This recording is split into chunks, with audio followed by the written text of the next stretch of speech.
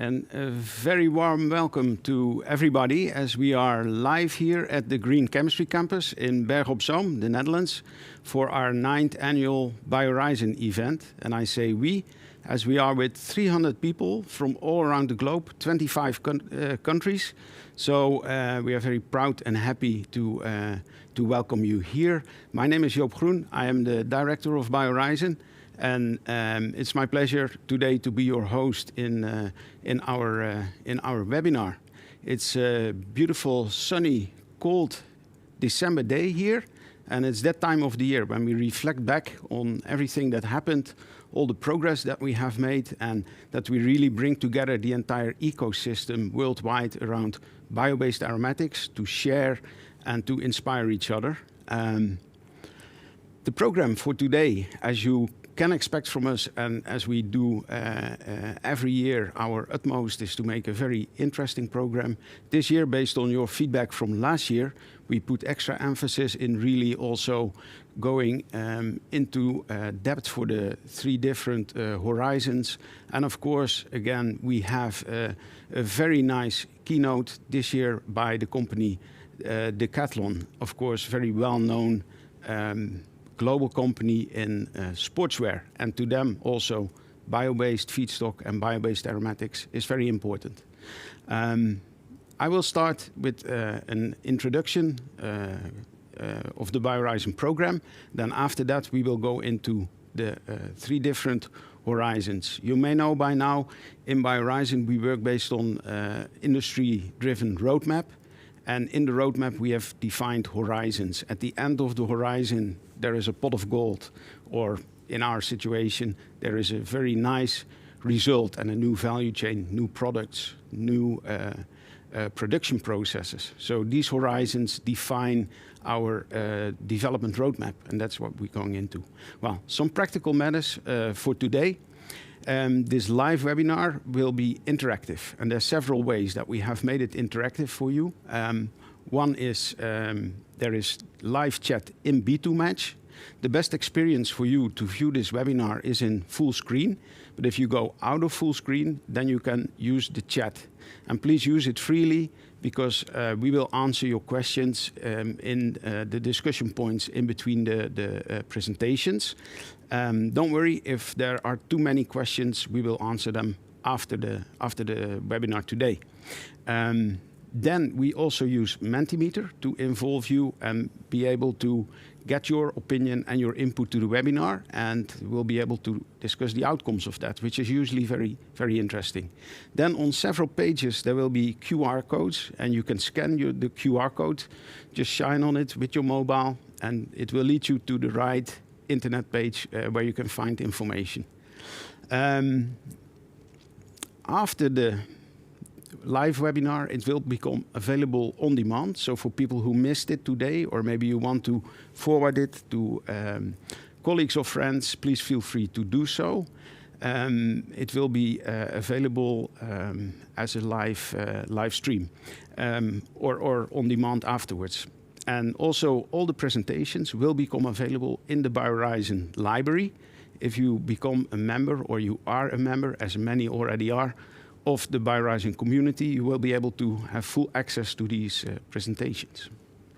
All right, then let's start off the Mentimeter with a first question, and that's also a bit the exercise to get it started.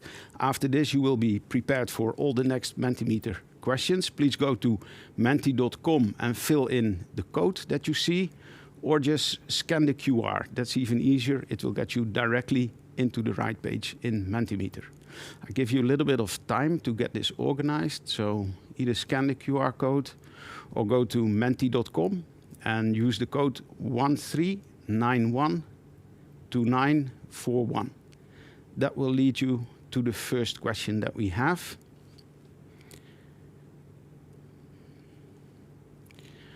Okay, and the first question, or after you get to the Menti, you will be able to fill in your name and organization. That helps us a little bit organize. But the first question that you will get is, what is the most important reason to develop these bio-based aromatics? Obviously, we are all very motivated, but what is really the most important reason? And we have 3 options. Is it consumer demand for sustainable products? So is it really a pull from the market? Is it premium functionalities? So do we want to develop products that have premium performance? Or option C, is it CO2 reduction? So is it all driven by climate change, global warming, and do we want to reduce CO2 content? I'm now seeing the screen with the outcomes that should come a bit later. So yeah, if we can switch back to the presentation, then we're going to see a small video now that tells more than I can do in 1,000 words, explaining the Biorizon program. Please enjoy the video. We all know these everyday products created by our industry and big consumer brands. Their production relies on an essential class of building blocks called aromatics. Right now, these aromatics are petrochemical based. But because of climate change and a global consumer demand for green products, we know our industry is in desperate need of sustainable alternatives, preferably from local sources and with premium properties. Biorizon Shared Research Center believes a circular bioeconomy is the solution. In cooperation with the industry, we develop innovative technologies to produce bio-aromatics from residual biomass and recycle streams. These renewable aromatics outperform their fossil counterparts in sustainability as well as functionality. They give our industrial partners the essential functionalities they need, such as durability and thermal and UV stability to products like plastics, resins, and coatings. And even better, bio-aromatics provide a green alternative for difficult to reuse and recycle products like paints, adhesives, or lubricants. Biorizon's key objective is to enable the commercial production of bio-aromatics by 2025. To accomplish this, we continue scaling up our technologies and offer samples that companies can test in actual industrial applications. Our Bio-aromatics Research Center is unique in the world. We offer you an excellent collaboration platform to make the transition to a circular bioeconomy. Please join our active community, and together with international partners from the entire bio-aromatics value chain, we create a profitable and sustainable future. Join us at biorizon.eu/community. So a circular bio-based economy, that's what we're going for. And as you also heard in the video, it's not only about sustainability, but also about profitability, because we think a good solution should also be financially competitive. So that's always what we pay attention to. Let me run you through the program before we dive into the more details around exactly what we do and how we do it by the experts. But let's say high level. High level, it's always easy. Yeah? We start with feedstock. So it can be various types of biomass, like woody biomass or agro feed streams. We develop conversion processes. That's really where the technology is. And then these products are developed into applications. So we focus really a lot on the applications and work our way back through the value chain. This is about creating new value chains, and that may seem a lot simpler than it actually is. Why this focus on bio-based aromatics? We started 9 years ago, where we thought, okay, this is really important for the simple reason that 40% of what you see here all around you, paints, polymers, materials, chemicals, 40% is bio-based by nature. And this 6-ring molecule typically gives good properties. So you see in these applications here that we give as some examples, polymers, polyurethanes, coatings, sealants. These are typically performance products, so they are important products, and that's what these aromatics provide. And that also makes them important. Well, then the transition. Why a transition to bio-based or to circular? We always like to use the renewable carbon model by Nova Institute from Germany. It's a well-renowned institute that created this model of if you want to stop the fossil sources, at the bottom you see fossil source, that is typically the source today for all these materials.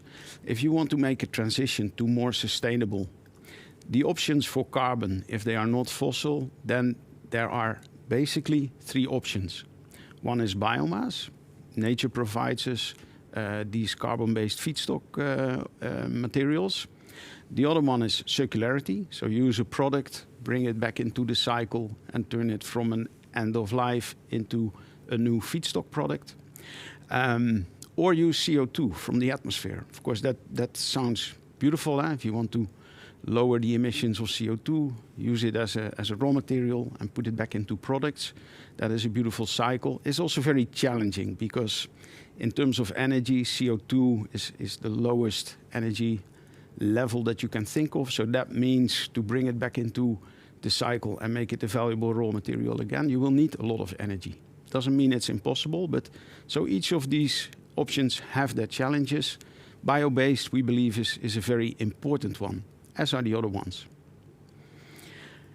Then if you think about the feedstock side, so bio-based feedstocks can be forest residues, can be agricultural residues, can be all kind of waste or side streams, or can even be sorted municipal waste as a feedstock. So quite a lot of options, and that's maybe different to the typical traditional way we do it, where it's usually oil as a starting point. And then you see also there polymers as a feedstock. So circularity becomes more and more important, and also for us. So we focus also more and more on circularity in our developments, and we're even thinking about creating a new program line focused fully on circularity, but we're not there yet. So how to make bioaromatics? You heard me talk before about the 3 horizons. So we like to define them as horizons. We've done that from even before the very first beginning. We thought this is really a nice way of organizing our development roadmap. We make different development horizons. One starts from sugars, uses furan chemistry, Diels-Alder conversions to make aromatics. Typically there you see high purity, high functional aromatic products. Then another horizon, another value chain, if you like, is starting with lignin, converting the lignin through catalytic depolymerization, and then we separate and purify that. You get monomers, you get dimers, you get oligomers, and all of these can be very interesting products. It's kind of a new way of inventing chemistry, because instead of going for high purity single molecule products, here we typically go for mixes of depolymerized lignin oils and turn them into high performance products like polymers, and quite in a successful way. Then the third horizon is our horizon of thermochemical conversion, gasification and pyrolysis. That's where we focus on typically the feedstocks that are quite difficult for other value chains. So we can start relatively with low value feedstocks and turn them into bulk aromatics. So the focus is always for us on aromatic products, and in this case mainly the BTX type, the bulk aromatic products. So that about the horizons and our development roadmap. So a little bit of the history and how we are moving through time. We started in 2013 with our first big industry meeting and defining our roadmap. And already around that time we said, well, our goal is to facilitate commercial production. So our goal is not just the technology or to generate a lot of patents. If it's needed, we'll do it. But the goal is commercial production. And we said, let's go for 2025. And that's quite challenging. If you look at a lot of times these new value chains, new chemistry, new products, how long it takes, often it's like 30 years. But we thought, okay, with this collaboration and bringing together all this talent and all this power and all this critical mass, we should be able to make 2025. And we're quite proud to say today we're still on that target. So we are still going for commercial production 2025. We started with desk research, literature research, patent research, then go into the lab, make milligrams, the first samples, analyze them, look for the most successful options that we have, scale that up a little bit. Then we started building pilot plants. And that's what we really have running now, various pilot plants for the different horizons and the different new technologies. And from that, we're going to scale up, of course, towards demo and commercial production. We're also very proud to have the first spin-off company, Relevant, and they're doing very well. They have realized their pilot scale-up in a collaboration with Solvay. So actually in a very smart way that fits this whole collaboration and open innovation thinking. They have not invested deeply in building their own facility and waited a long time for that, but they've made a deal and they organized facilities to be able to do the pilot. And they've also, or they are in the process of doing the engineering for the first demo scale. So that's developing really very nicely. And of course, we are proud of that. So as I mentioned, we're fully now in scaling up and pilots. And here you see the 3 pilots for the 3 different horizons. So on the one hand, we see the thermochemical depolymerization. In this case, it's the pyrolysis unit. Jaap Kiel will tell us a lot more about it. In the middle, we see a pilot for the furan chemistry, so the sugar horizon that Köns will talk a lot more about. There we have both batch and continuous. Typically, in our scale-up, we focus on continuous flow production. So we think for scaling up to demo, it's important to create flow processes early on. And of course, here on the right-hand side in your screen, we see the Lignin value pilot that we opened early October this year. It was a huge milestone for all of us in Mol, in Flanders. That's also, I must say, quite impressive pilot line. Then I mentioned the focus is, for us, is very important on application development because it's about the market, it's about the products. And it needs work to develop a successful application. So that's what we like to focus on. And you see here some examples: coatings, sealants, fragrances, glues. And in the rest of this webinar, you will see some specific examples, also with quite some leading companies from the industry. Well, why are we making, such good progress, and why is this whole concept of collaboration that we have in the Biorizon program, why is it working so well? Try to summarize it here. One thing that we think is critical, it's truly triple helix collaboration. We call it triple helix, but that means it's on the one hand the industry who's leading, on the other hand the knowledge players who play an important role, and on the other hand the government. So 3 parties joining forces and making this happen. Then because of this collaboration, we have access to a lot of high quality facilities.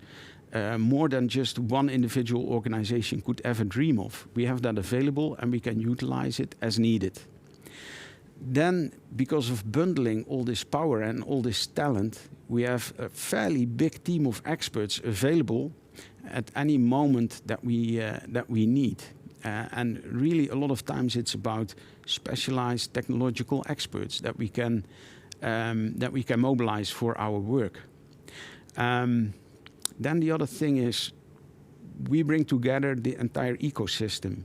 Along the value chain, we have over 550 community members, and we see every year, especially around the annual event that we have today, there's a lot of activity and a lot of new members joining. So that is really good, because this involvement and this collaboration really catalyzes progress.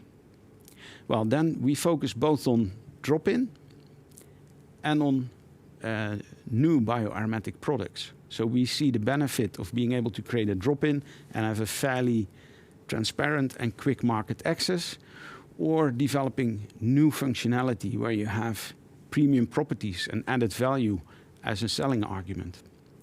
And these new premium functionalities, they have already shown that they can help us make the steps through scale-up and development. Okay, I already mentioned our community with over 550 members. You see here just an example. of some companies that are already a member. I would really welcome you to our community and would really urge you to become a member, because you get these advantages of being involved in testing samples, participate in projects, in calls for participations. We always turn to our community for new initiatives. So it gives you the opportunity not only to be a spectator or a follower, but to be a leader and to really join the action. And also with our newsletters and our communication, it helps you to stay up to date in the field of bio-based aromatics. So go to the website biorizon.eu or scan the QR code here, and you can become a member of our community. Then I would like to invite you with this call for participation. It's a fairly broad one, but are you serious about the whole transition to bio-based products? You are interested in bio-based aromatics, and you're looking for a solution, for a product, for a feedstock, and you have applications such as the ones that we have shown here, that we have found out that they fit well with our value chains and our new technologies, then please scan the QR code here or react to this call for participation, and we'll be happy to get in touch with you and work together on your next step. Okay, having said that, we're going back to the Mentimeter results of the question in the beginning, and see what you all think about the most important reason to develop bio-based aromatics. Well, it's quite a clear outcome and quite some significant differences. The vast majority is going for CO2 reduction. So that is with 58%. That is by far the most important motivation. Then second is the consumer demand for sustainable products, and with 10%, very modest, the premium functionalities and performance. I must say, if I look at the outcome here, the CO2 seems to be, really very dominant. That has not always been so in the past. What we do recognize is consumer demand is growing. So you see, for instance, the big brands. Today we will see the keynote from Decathlon, but also like in the past we had Lego and Unilever, and you see all of those with really very ambitious goals, and that is also driven by the consumer. It's interesting to see that the premium functionalities and performance is rated fairly low here. Maybe it's an indication that what we can do today with the available materials and the available technologies is already very good. I think that's a reasonable point to make. Although we still see that if we get premium properties out of our products, and in the presentations today, we will see some very nice examples of that. It does help to smoothen the way to market introduction. So it helps us really get to the market with premium properties. A lot of times, if you look at price over performance, if you come with an alternative, it is a similar price performance. It's very difficult to get anybody to move, because why would you change? And if the improvement is both on price and performance, of course, that is the ideal situation that we're trying to get into. Okay, enough about the Mentimeter and the result. We're going to move to involve you a bit more and see what questions we have from the audience. Let me just quickly check the iPad here. I have one question from Danny Beekman of DRT. Could you provide a status update regarding biophenol and biostyrene?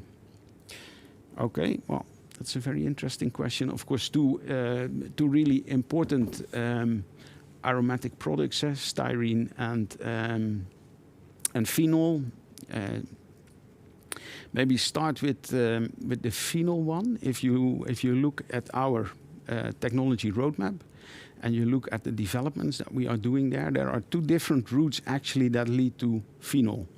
And you will see a bit more detail about that later, but one is the sugar-furan chemistry, where we can go for bio-based phenol in very high purity, kind of similar to the traditional phenol from fossil. The other way, if you look at the lignin depolymerization, then lignin by nature is very high in phenolics. So the depolymerized and purified lignin fractions have a lot of properties that are similar to phenol. So it is not a drop-in one-off against traditional phenol, but it is a feedstock that is quite suitable to use against typical phenol applications. So if you watch carefully, you will see in the Horizon 2 by Köns some of this sugar-based phenol opportunities. You will see in Horizon 3 by Karolien Vanbroekhoven that we can also work with depolymerized lignin to offset phenol products. Then the other part of this question was about styrene. Of course, in the market is also an important feedstock, usually traditionally obtained through ethyl benzene and then a conversion to monostyrene, and that way, for instance, polystyrene as a well-known polymer. What you will see in the presentation of Jaap Kiel, we have several pathways to BTX. So there we can make bio-based or circular alternatives for benzene, toluene, and xylene. And there, of course, we have precursors to go to styrene. And yeah, maybe there will even be some more opportunities coming in the future, as technology is always developing and always moving. So I would say if you have any of these questions, always feel free to bring them forward. And it's certainly not me who can always give the answer on the spot. It's kind of here a necessity. But we have a full team of experts, and certainly together we can always provide you the best possible answer to the questions that you may have. Okay, for now, that's all the questions that we have. That brings us to the next topic of today. We're very nicely on schedule. We go to our first horizon. That's the Thermochemical horizon, and Jaap Kiel is going to tell us all about it. But we're first starting with a short video to give you a smooth introduction into this topic.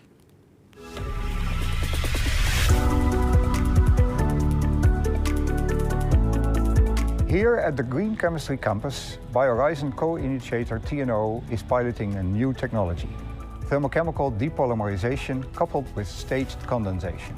With this relatively low-cost technology, lignin and lignin-rich biomass is converted into bio-aromatic rich oil fractions, with an improved potential for chemicals and materials applications. To boost circularity, the technology is also applied in chemical recycling of plastics, residue industry, and other waste streams.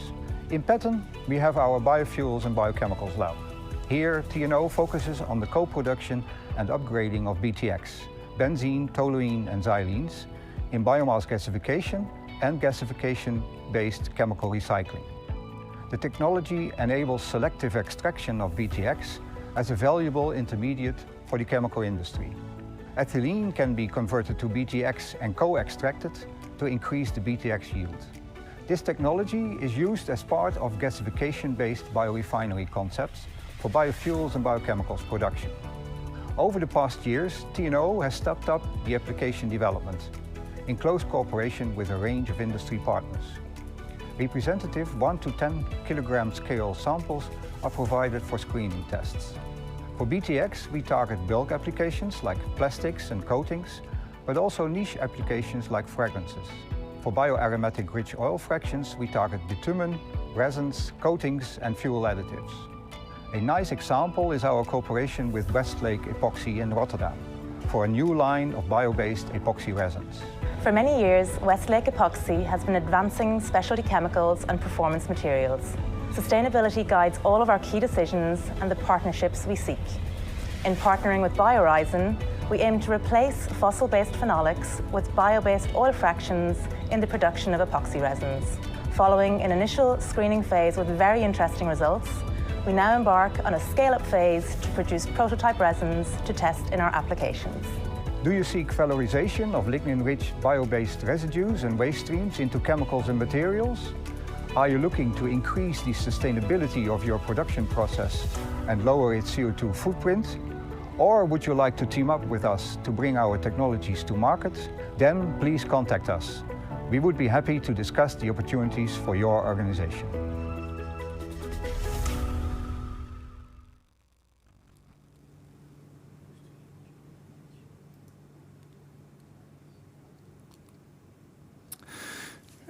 Yes, ladies and gentlemen, good afternoon. My name is Jaap Kiel. As you already saw in the video, I'm a program and business developer at TNO and coordinating the activities in Horizon 1 of Biorizon.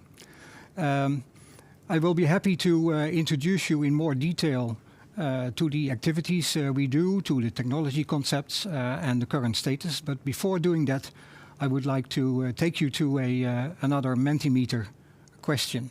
And you see on the screen already that the instructions for the Mentimeter question. So please go to menti.com and enter the code, or use the QR code on the screen. What is the question? Well, actually in our development, and that especially holds for Horizon 1, we develop technology concepts that are suitable for both bio-based and circular aromatics production. And that brings the question, well, where to put the priority? So the question to you is, where do you see the first market introduction?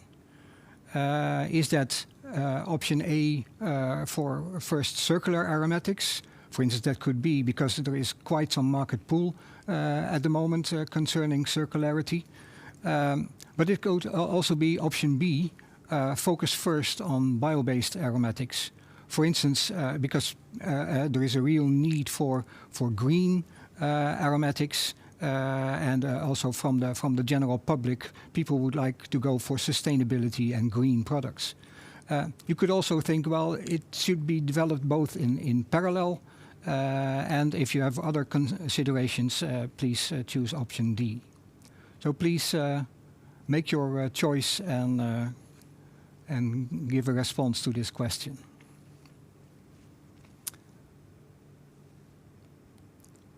Well then, while you're doing that, I will continue with diving into detail in the technologies of Horizon 1, thermochemical processing. Actually, we are focusing on two types of technologies. The first one being selective BTX extraction. The idea is there if you look at product composition of, for instance, a gasification gas, where the gasification is done under relatively mild conditions, you see substantial amounts of BTX. And so that brought the idea, well, can we harvest that BTX, let's say, as an instant chemical? And knowing that the value of these BTX compounds often is higher than, for instance, when you use the product gas for energy applications, this selective extraction could also lead to improving total added value. So that's the first option. The second technology option is the valorization of lignin and lignin-rich biomass via thermochemical depolymerization and staged product recovery. So there the idea is to produce bio-aromatic rich fractions that basically have a larger application potential than the total product, which is a pyrolysis oil. And the idea is to do that at limited costs, so to get an improvement, a substantial improvement, while still keeping the costs at hand. And in this presentation, I will go into more detail into these two options, starting first with the selective BTX extraction. And the rationale for that selective extraction, basically you can see here. Here you see, well, first the upper part of the slide. When you look at the product composition of a gasifier that is operated under relatively mild conditions, let's say 700 to 800 degrees centigrade, with beechwood, then you see that the product gas contains a substantial amount of BTX as well as ethylene. Of course, apart from the main constituents like CO and hydrogen. This is even to a more extreme extent the case if you look at plastic waste as a feedstock. Then the BTX and ethylene contents in the product gas are even higher. Well, this notion triggered us because we know that if you look at the market value for these compounds, that generally they are higher than when you look at the market value of energy products produced from such a product gas. So, what are the reasons behind doing this? Well, first of all, of course, we would like to obtain green or circular BTX. But doing this in this way may lead to a considerable improvement of gasification-based business cases. And it does not only have to be gasification-based, also other product gases containing BTX in substantial quantities may be suitable for this technology. And a third notion is that when extracting BTX selectively from these gases, it may simplify downstream processing. For instance, if you have catalytic steps behind or to further upgrade the product gas, those catalytic steps may require a removal of BTX. Well, that's what you're doing here, and at the same time you can make money from the BTX. Well, how are we doing this technology? The basic concept is a selective absorption liquid that we apply in combination with packed absorber and stripper columns. So that is used to extract the BTX selectively.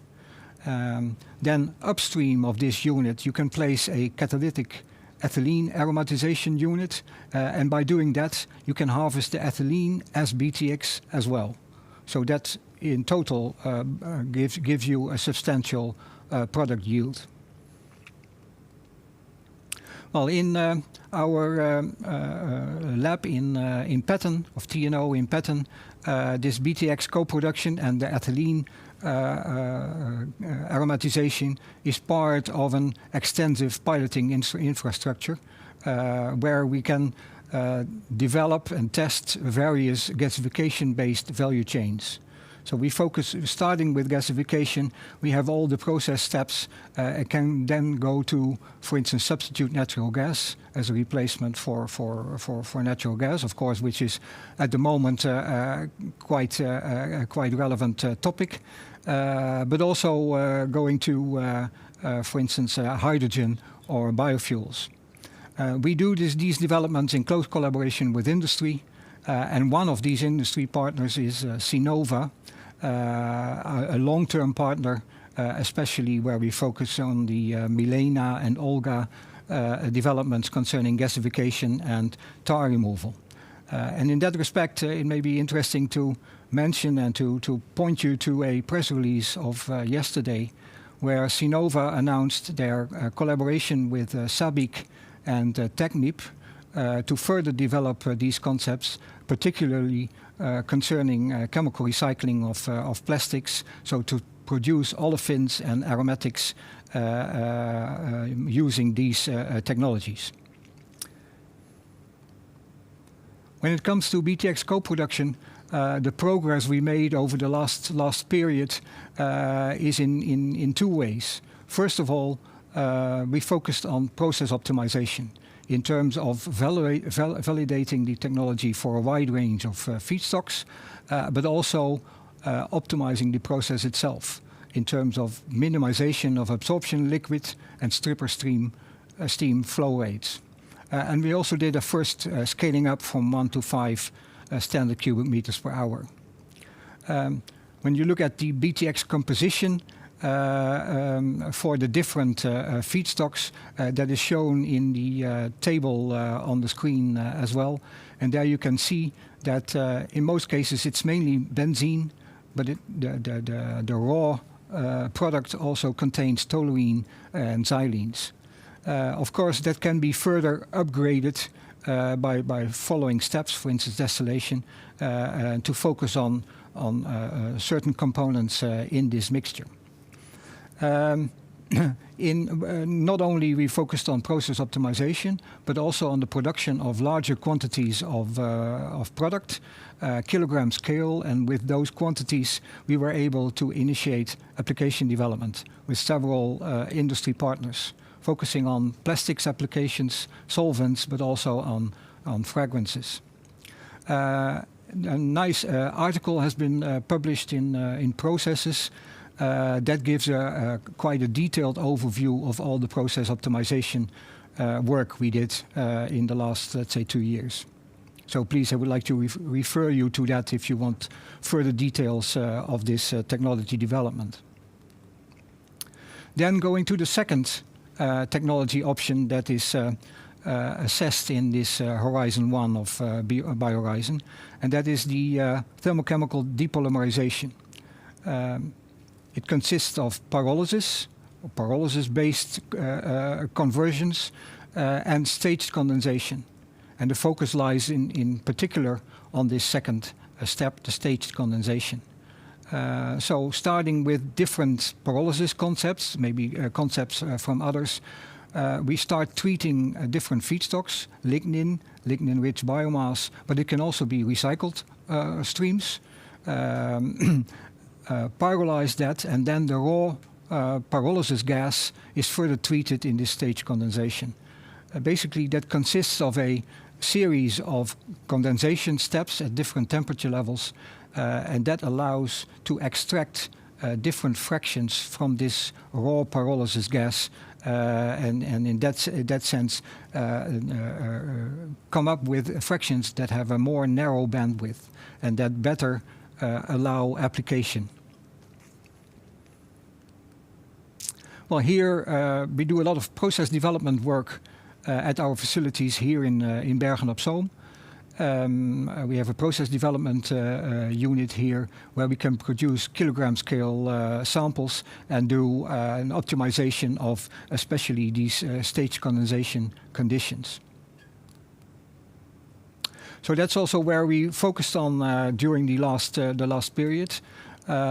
Of course, for different pyrolysis conditions, but then focusing very much on the stage condensation strategy and conditions, and doing that for different types of feedstocks, both bio-based as well as circular.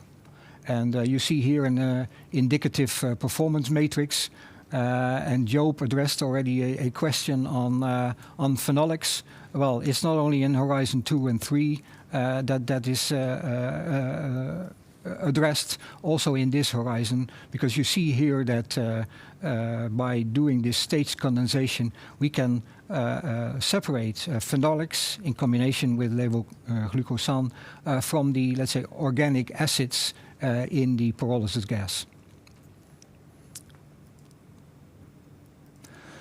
In terms of application development work, we have 2 projects underway. The first, BioRecipe, focusing on bio-based feedstocks towards different applications. And you already saw in the movie the example of Westlake, where they develop epoxy resins and use this concept as a basis.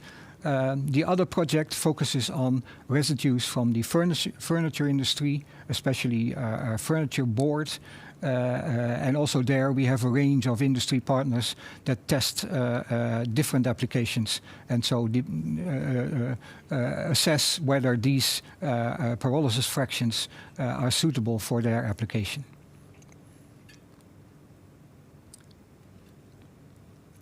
Well, what is the way forward for this technology concept? Of course, first, further explore the potential for a relatively wide range of feedstocks. And very important, continue application development and optimization of staged condensation fractionation strategies. We will not only do that, let's say, in our PDU here in Bergen op Zoom, but also have a mobile unit for staged condensation that can be placed at on-site at different pyrolysis units. Actually, we're preparing that already at the moment for a pyrolysis unit of Alucha here in the Netherlands. Also, of course, what we would like very much is to bring attractive technology options to market together with industry partners.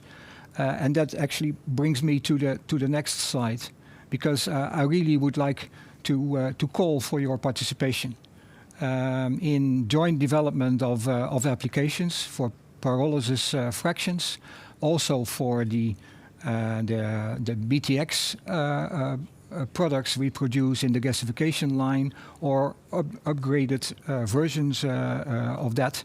And of course also, please, your participation, we would be happy to discuss that when it comes to the technologies itself and bringing those technologies to market. And with that concludes my overview of Horizon 1. And I think then we go back to the Mentimeter question that I asked in the beginning. And indeed, here we see the results of that. First of all, to you. Thanks a lot for this excellent introduction into the beautiful work that you and the team are doing. With normally a full audience, we would give you a big hand, of course. But today, you will just have to do it with my cheers. I imagine them cheering. Sitting at home or behind their desk. Yeah. Well, and the outcome of the Mentimeter. What is your comment if you see this?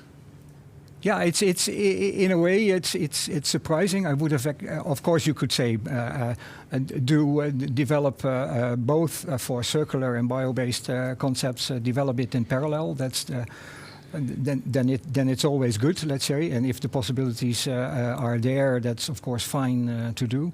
I would have imagined that people would say, well, please focus first on the circular options.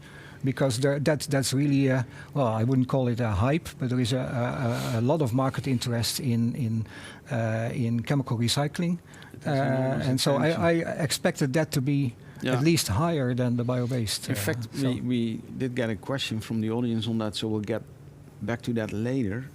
But also, intuitively, my feeling was not only because of the hype, but that circular concepts may be conceived as a bit easier, or may even be a bit easier than bio-based alternatives, because it's more similarity to, let's say, the traditional product. How do you see that? Yeah, I don't know whether it's easier. That could be, but it's not so straightforward.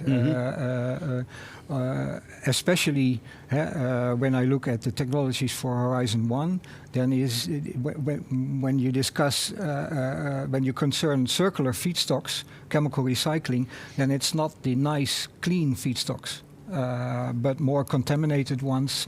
It's let's say the plastic waste and not the pure plastic streams. And well, that does not really make it straightforward to develop technologies for those streams. Yeah, good point. So in that sense, I wouldn't say on beforehand that it's always easier to do the circular options. Maybe, it's maybe kind of a broad or a difficult question, but if you can talk some sense into it, looking at feedstock, if you can choose the ideal feedstock for the products that you are focusing on and your conversion processes, what would it be? Well, let's say from a technology development point of view, you would say, well, start with the easy feedstocks. I had a slide on the product gas composition for beechwood. That is because we use beechwood as a nice, let's say, test feedstock in a lot of as an easy reference. But of course, when bringing these technologies to market, you have to focus on the business case, and then of course you would like to start with low-cost feedstocks to have let's say a maximum margin. So, well. And so in practice and also in our work, we focus a lot on those low cost feedstocks which does not make it easy for us as technology developers, but you have to focus on let's say the market needs and what will be attractive in terms of market introduction. Yeah. Well, especially if there's a gate fee on the feedstock, that of course makes it really attractive to. Yes, that's true. But I've learned over the years that you have to be very careful with that, because you may start with that situation. But once you start pulling on that feedstock, people recognize. They recognize that perhaps it's not pure waste, but it has a utilization option, so the value goes up. We've seen a lot of examples of those.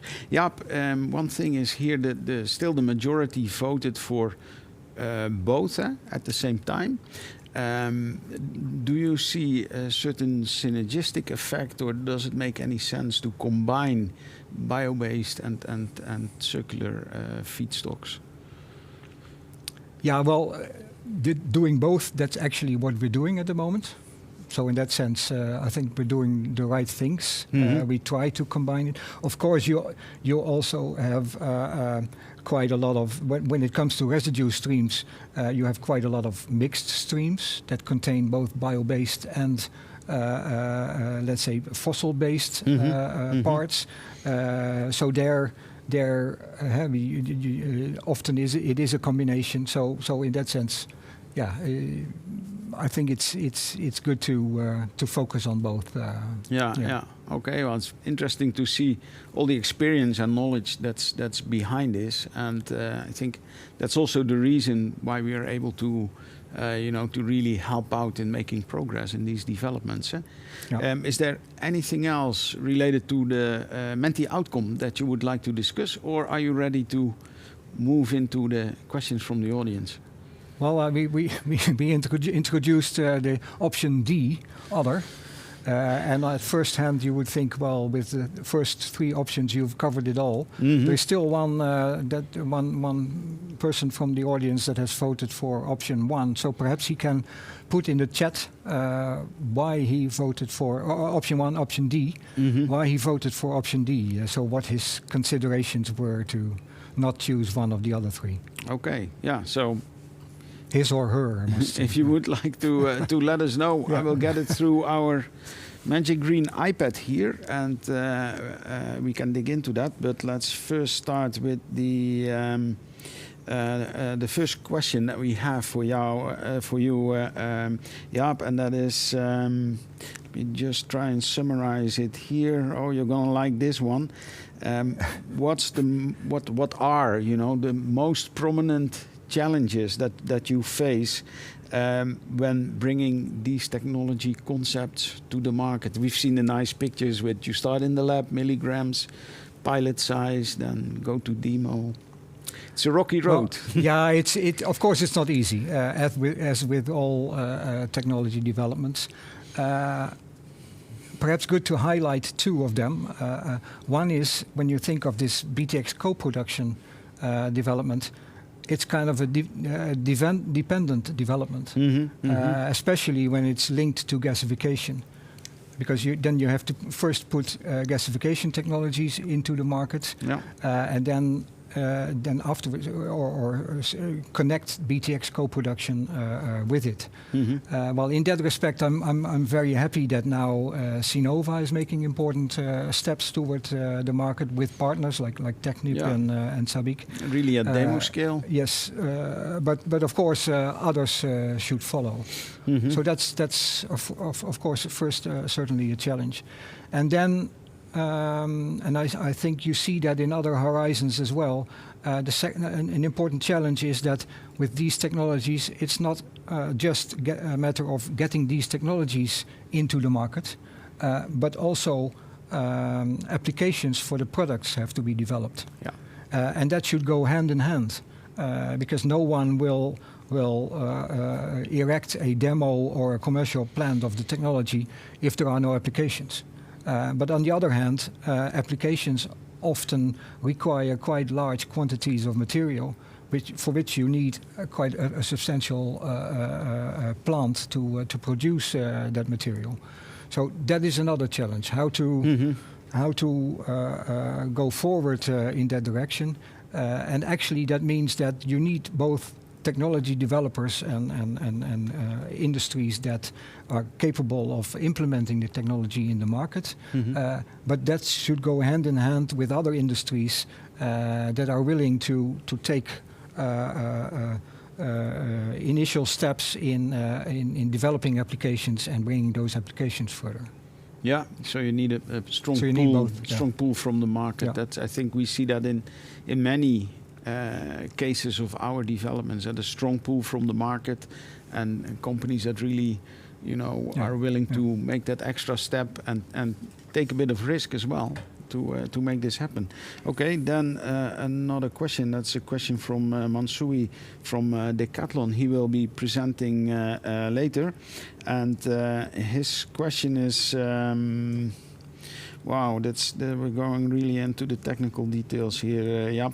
What is the regular oil refining temperature compared to the pyrolysis temperature you mentioned? If the temperature is higher for pyrolysis, then is there any plan to manage it at lower temperature?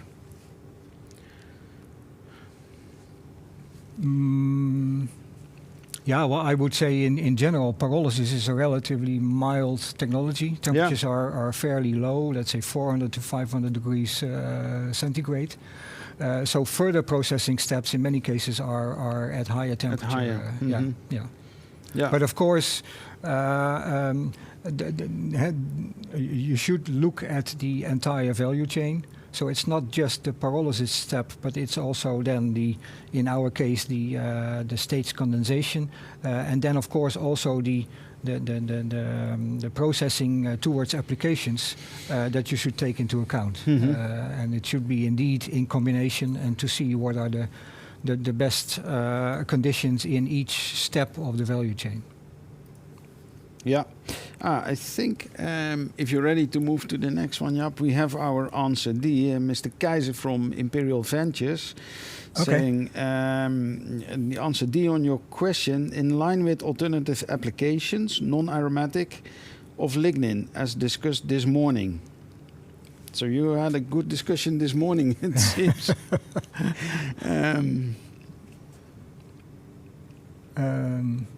Well, does this answer your question? Why? Because D was other, in line with alternative applications. Yeah, of course. Non-aromatic. Yeah, of course. Today we focus on bioaromatics, and you already mentioned that is really an important share of the total, let's say, chemicals pool. 40% is based on aromatics. But it's not 100%. So in that sense, and also in our developments, we not only focus on the aromatics part, but also on the other parts. And that's also leads to situations where you end up with, let's say, co-products, aromatics and other compounds. Could also be olefins, for instance. For instance. Yeah, like with any process, and nothing really goes to waste. Well, maybe time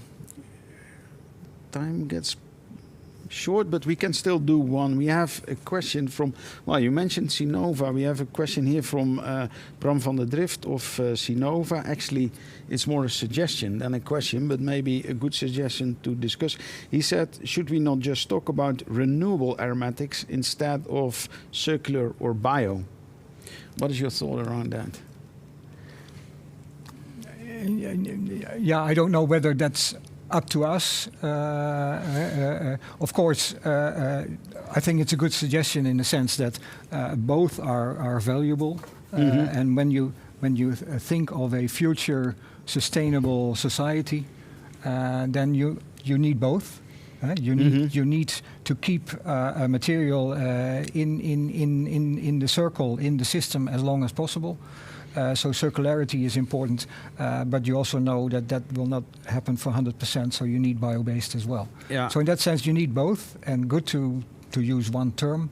But I think also what might have appeared from the Mentimeter question, that in certain applications, people really want to go for bio-based. and not for let's say plastic derived. You could of course say that in the end, if we have a fully sustainable system, then everything will be bio-based and fossil will be out of the picture. But we're not there yet. So So okay. So good terminology. All right. I see that really time is up now, Jaap. So yeah, thanks again. And we're moving on to the next part in our show for today, which is Horizon 2, the sugar-based bio-aromatics developments. And Köns will be presenting that to us, but not before we get another short introduction video telling us all about this Horizon 2.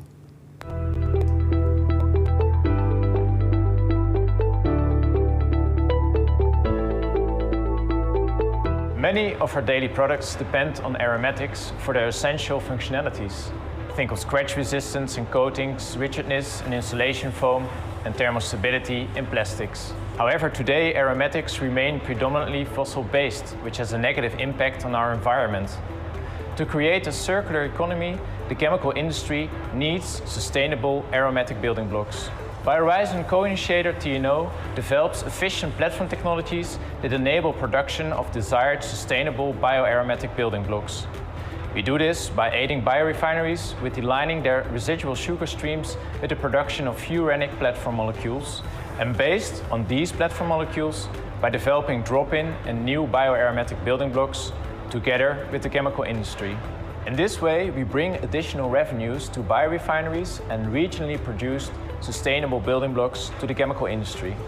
A good example is our cooperation with Henkel, where we jointly develop bioaromatic alternatives for today's fossil-based surfactants.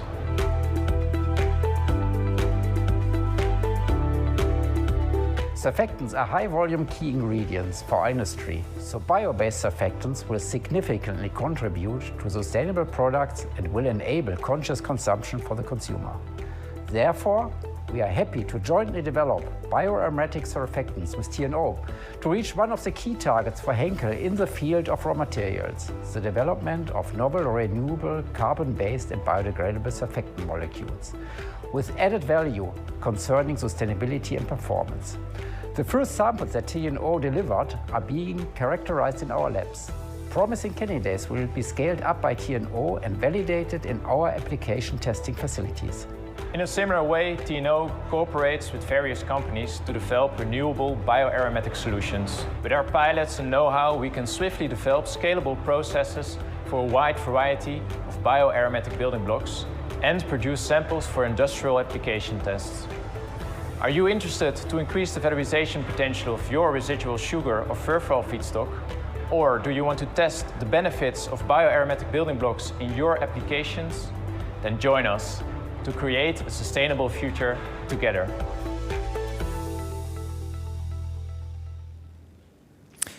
Hello, good afternoon. Let's go into the Mentimeter question of the sugar horizon. It's not working.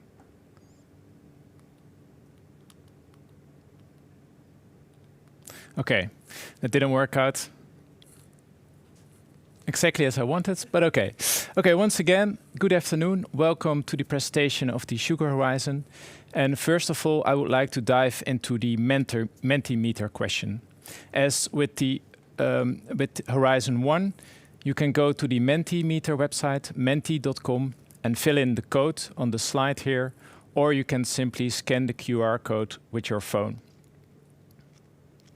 So I have prepared for you the following question.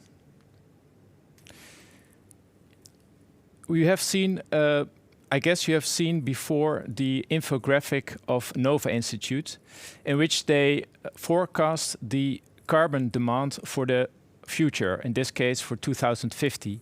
It will double compared to 2020.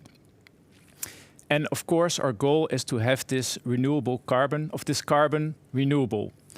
We can do this largely by recycling the carbon pool that we have today, but of course we also have to replenish the carbon that we use with virgin carbon. And as Jaap already explained, this will come partly from CO2 and partly from biomass. And this triggered in my head the following question. CO2 is a promising feedstock for the future, but for which type of molecules? Is it A, for simple molecules, simple C1 and C2 molecules, such as methanol or ethylene, for example? Or is it for these kind of molecules plus petrochemical base molecules, such as olefins or BTX, which can be produced via the MTA process or Fischer-Tropsch from CO2? That's option B. Or is it option C, all the molecules that we have today? So the simple molecules, the petrochemical base molecules, and even complex molecules such as substituted aromatics. You can imagine that I'm very curious to know the answer to this question. So make your choice and don't forget to push the submit button. Thank you very much. And we will come back to this question at the end of my presentation together with Jaap. Okay, so let's dive into the sugar horizon. As Jaap already explained before, there's an increasing demand for renewable building blocks, for aromatic building blocks. We need this to be able still in the future to produce our day-to-day applications, and we need renewable aromatics for this because they depend on these kind of molecules for their functionality. So that's on one side. On the other side, we see an increasing availability of residual sugars from established biorefineries and upcoming biorefineries. These biorefineries are today mainly focused on C6 sugars for the production of fibers, for example, but also for feedstock for fermentations, etc., etc. They also produce residual sugars in the form of hemicellulose. And this hemicellulose is the perfect feedstock for the production of furfural. And furfural is a platform molecule that can be used to produce a wide variety of bio-based building blocks. And it is Biorizon co-initiator TNO that is developing platform technologies that allows the efficient, selective and versatile conversion of hemicellulose via platform molecule furfural in a wide variety of bio-aromatic building blocks. And in this way, we allow the valorization of hemicellulose from biorefineries, and we provide regionally produced aromatic building blocks for the chemical industry. So,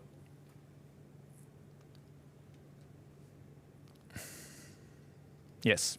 So as TNO, we develop platform technologies that allow the conversion of residual hemicellulose via furfural into a wide variety of aromatic building blocks. And we do this by focusing on 3 development areas. The first focus area is the alignment of the residual hemicellulose that I just explained before with the production of furfural and the upgrading of furfural into stable furanic building blocks. And these furanic building blocks are then subsequently feedstock for our for bio-aromatic building blocks in general. So our second focus area is the development of furanic building blocks. And these 5-membered aromatic rings can be efficiently produced from furfural.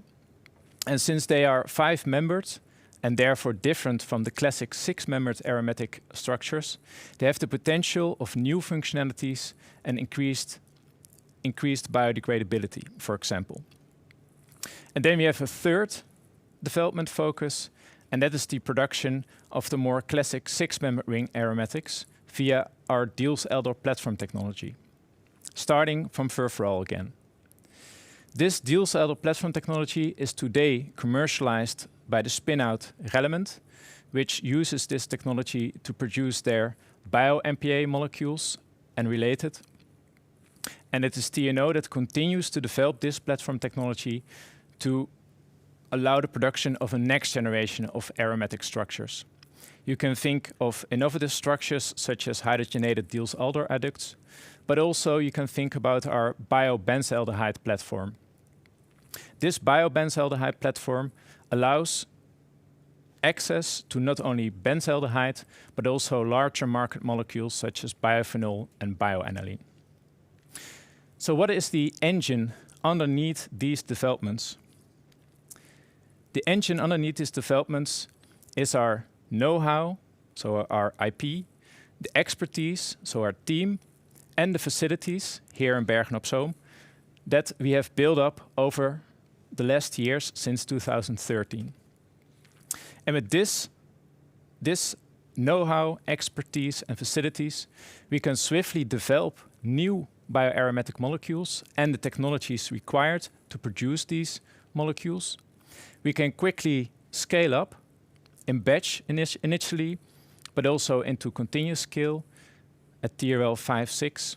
And very importantly, we can produce samples early on, first at small scale to allow first characterization. And when this is positive, we can scale this quickly up to multi-kilogram scale, allowing application tests.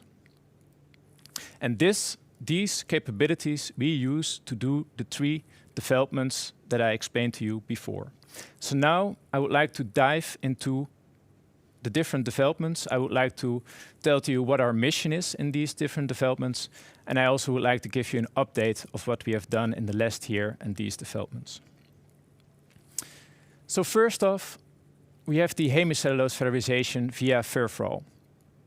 Our mission here is to establish aligned furfural production and its conversion into stable furanic platform molecules at TRL 6 by 2025.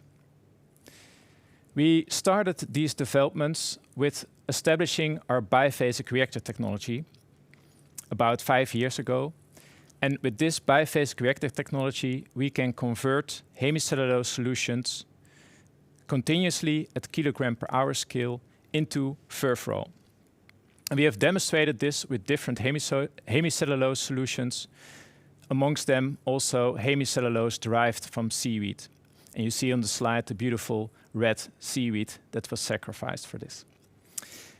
So what did we do this year? This year we joined the Bright Coatings project. This project is coordinated by Relevant, and the goal of this project is to scale up the value chain from hemicellulose via bio-MPA all the way to 100% bio-based alkyd resin, including its demonstration. So TNO, within this project, has aligned the hemicellulose available from biorefineries Lenzing from Austria, Köns here in the Netherlands, and Vertoro, which is an upcoming biorefinery concept also here in the Netherlands. We have aligned their hemicellulose with our biphasic conversion process.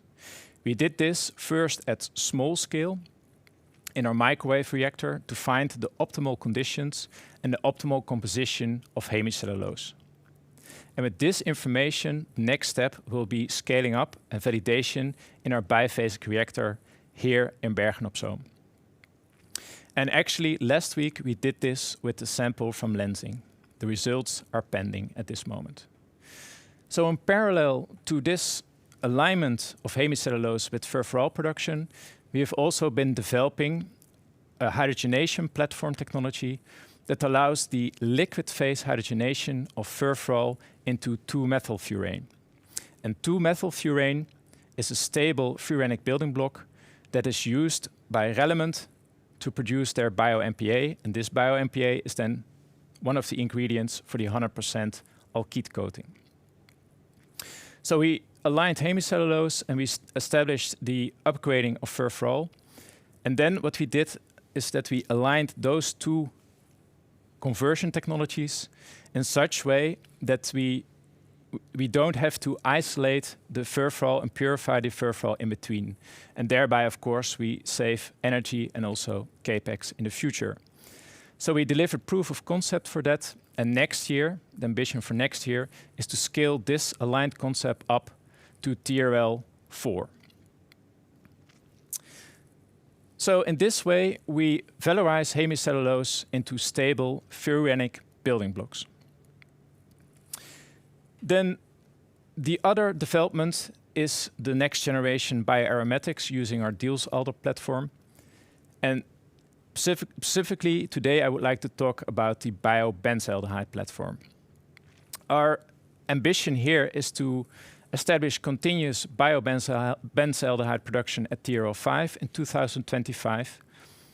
And we started this development off with developing a route that allows the efficient and direct conversion of furfural into bio-benzaldehyde. And with this, we do not only produce bio-benzaldehyde, but we also open up the way to the production of molecules such as biobenzoic acid, bioaniline, and biophenol, all big impact molecules. So at the beginning of this year, we performed our techno-economical assessment. We updated it, and there we found that we can produce biophenol at a cost price which is in the same range as petrochemical phenol. And we also performed a high-over life cycle assessment. And that one showed us that we can produce biophenol with our technology with a lower end-of-life carbon footprint as petrochemical phenol. Of course, that's what you want. We also identified with this study which components of our technology can still be improved to even lower the carbon footprint, and that's of course what we will be focusing on.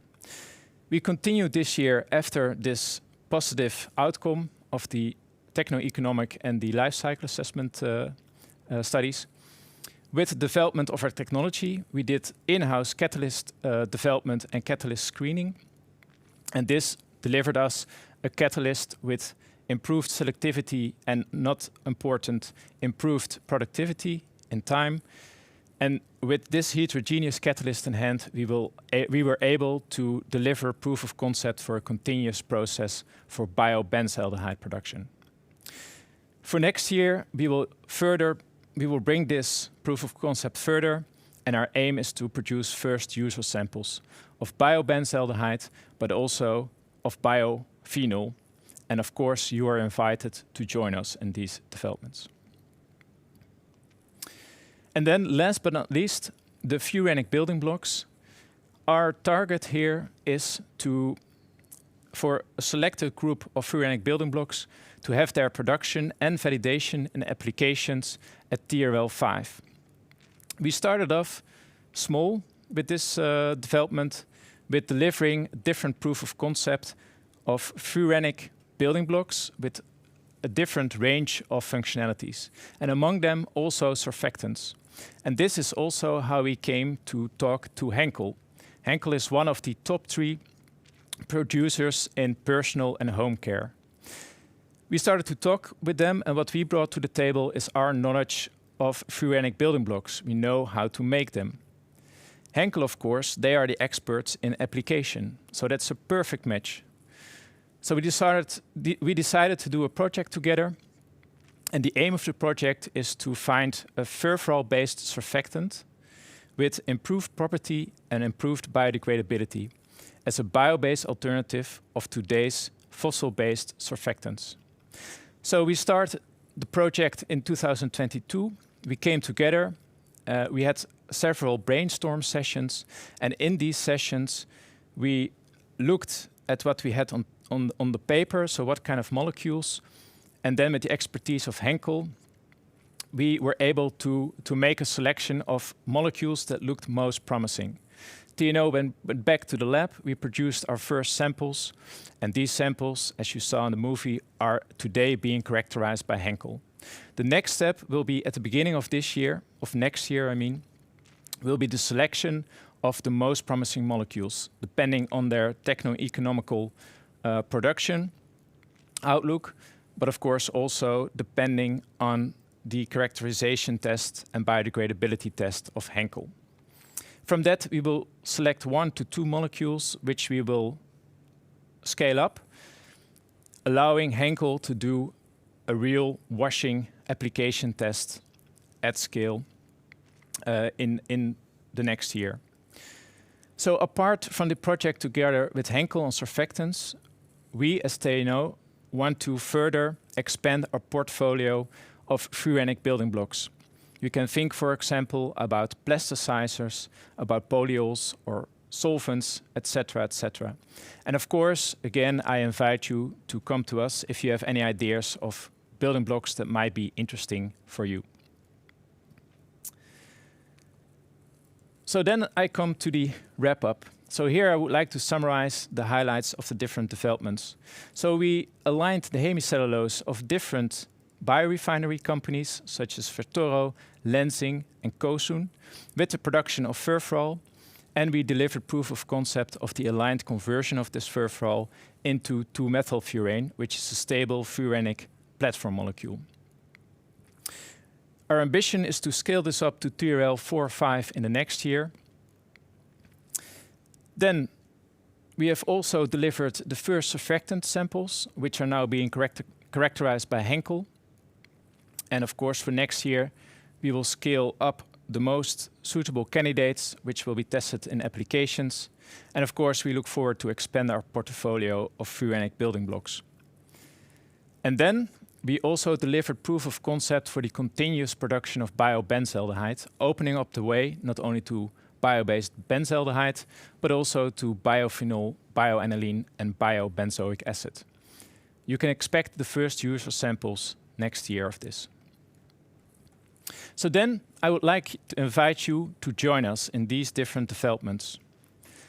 So if you are looking to valorize your hemicellulose via furfural into stable furanic building blocks, or if you look for new furanic building blocks for your applications with the potential of improved functionality and biodegradability, or if you are looking for hemicellulose-derived bio-aromatic building blocks, for example, for the production of biophenol, then you can scan the QR codes in your screen now for more information, or you can contact me directly. I'm looking forward to it. Thank you. So now, Paul, Joop's back. Again, no big applause from the audience, No. but certainly my respect for this very nice and clear, in-depth explanation of the great work that you and your team, because certainly there's a whole team of organic chemists, process experts and whatnot behind it to make this happen. So great to see that. And let's dive into the results of the Menti question. I must say, honestly, it was quite a difficult question that you put up there. Do you want to shine a light as to why you came up with this CO2-based question? Yeah, okay. I can see it's a bit a complicated question because it's A and then it's B is A plus B and C is all of it. But I find it really interesting. I think to produce CO2, to use CO2 to produce chemicals, I think it's a good idea. But the question is, until which level will it be efficient when compared to biomass? You also mentioned it before. And I have the idea, I didn't calculate it, or I guess in the future there will be many calculations. But I have the idea that if you want to make complex molecules, such as also functionalized aromatic structures, then it's biomass would be more efficient to use in that way. Having nature do some of the job for you. Which is also CO2 based in the end. Okay. Having that in mind, if you look at the outcomes, it's maybe a little bit surprising or not so. So I would also opt for B, although I define B quite broad here, and I think that maybe BTX would also be a bit too large of a molecule. I mentioned BTX to produce from CO2, but olefins, for example, or short carbon chains, I think that would still be feasible from CO2. But of course, we have to see what will be the developments in the future. But I'm not surprised by this answer, actually. Okay. No. My gut feel would be that C1 chemistry maybe would be the first preferred route to go for this. But that clearly is not the outcome. I think it's a development over time. So I think it would be logical if we end up somewhere with B. That was in my head. So indeed, we would start simple with C1, C2, and then I guess we would end up with shorter chains in the end. And it leaves option C for bio-based. Yeah. Sort of. Okay. Yeah. That's what I'm betting on. Yeah. Okay. Yeah. Well, is there anything else you would like to add to the outcome of this Menti question, or are we ready to dive into the questions from the audience? I think we're ready for the questions of the audience. Okay. Well, let's go. Let me pick up our magic green iPad. That's it's a beautiful one. It's real time. So let's go to this first one. Comes from Juan Saria from Clariant. Congratulations.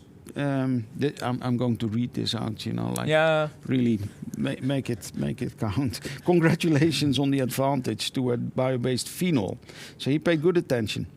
I look forward to try samples when available. How do LCI carbon footprint values compare to fossil-based version? So how the bio-based phenol, how does it compare in terms of footprint to fossil-based?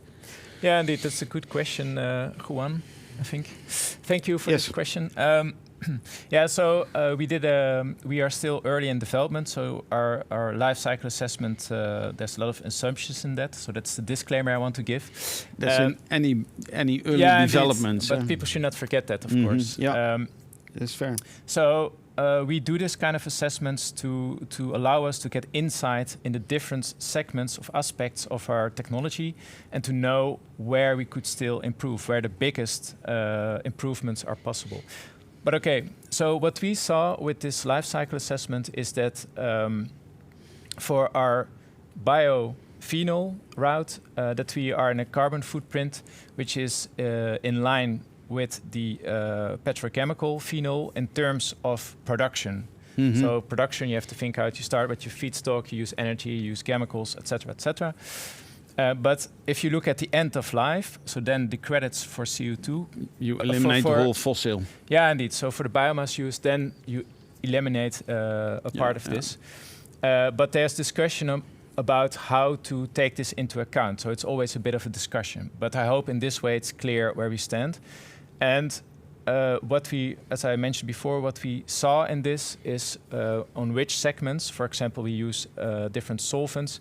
We saw that if we would change our solvents, look for alternative solvents, that we could also additionally make a lot of impact in reducing our carbon footprint. So there's still room for improvement as well.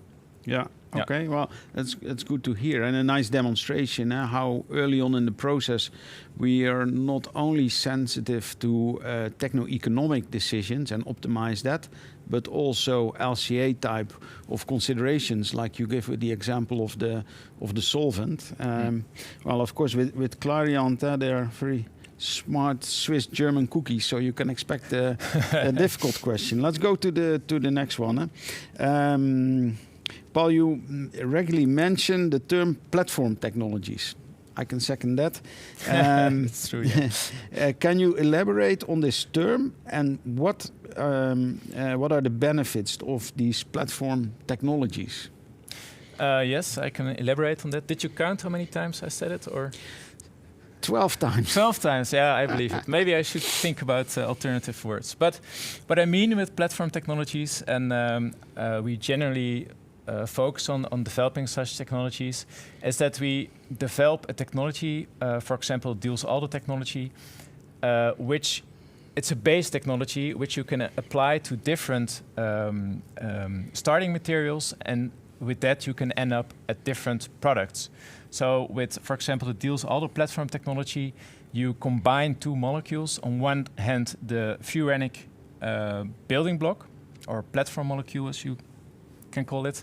And with that, you can add different called dienophiles, for example, maleic anhydride, but you can also add different acids with double bonds or other molecules. So you can change the furanic building block in many variations, and also the dienophile. And that way, you can imagine you can have an infinite amount of products. Infinite. Yeah. Yeah. It's. I think it's a clear, but it's also a bit complicated explanation. But is it fair to say you could compare it a little bit to Lego blocks with these platform technologies? You have the blocks, and you can build all kind of structures out of that. So in the end, it's a toolbox that is very versatile. Eh? Yeah. Thank you. That makes it very clear. Yeah. Okay. Thank you. Well, thank you for developing it, because we can just play with it, right? Yeah. Okay. Well, there's more questions, but because of time, I think we're going to round it off here and move on to our third horizon, which will be explained by Karolien Vanbroekhoven, but not before we also get a video on Horizon 3, the wonderful world of lignins.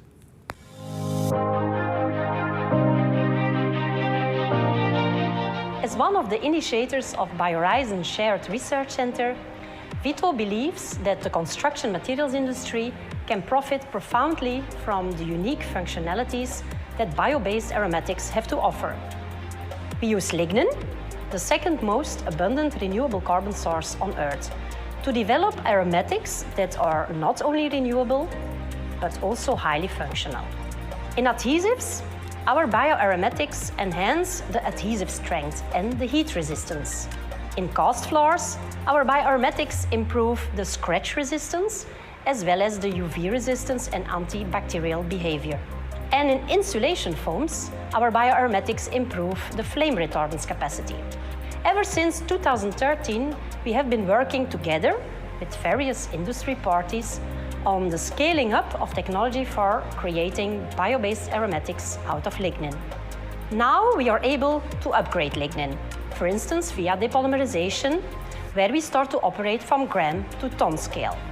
We have created a catalytic continuous platform technology to process bio-based aromatics using solvents. And we have developed a polyurethane platform for a wide variety of applications, such as insulation materials, adhesives, and many more. Besides using renewable sources such as lignin, we also use recycled content from polyurethanes, PET, and other plastics. These alternative building blocks are produced in our chemical recycling processes to get the best and most sustainable molecules for premium applications. The advanced sustainability and improved properties of bioaromatics is something that appeals to Canica Belgium. So in 2018, we joined forces with Biorizon co-initiator VITO to develop an improved and bio-based version of Canica MS polymer based on lignin. Now, the MS polymer is already known to be solvent-free, so it enables extremely low VOC emissions, as for instance this kind of pocket adhesives.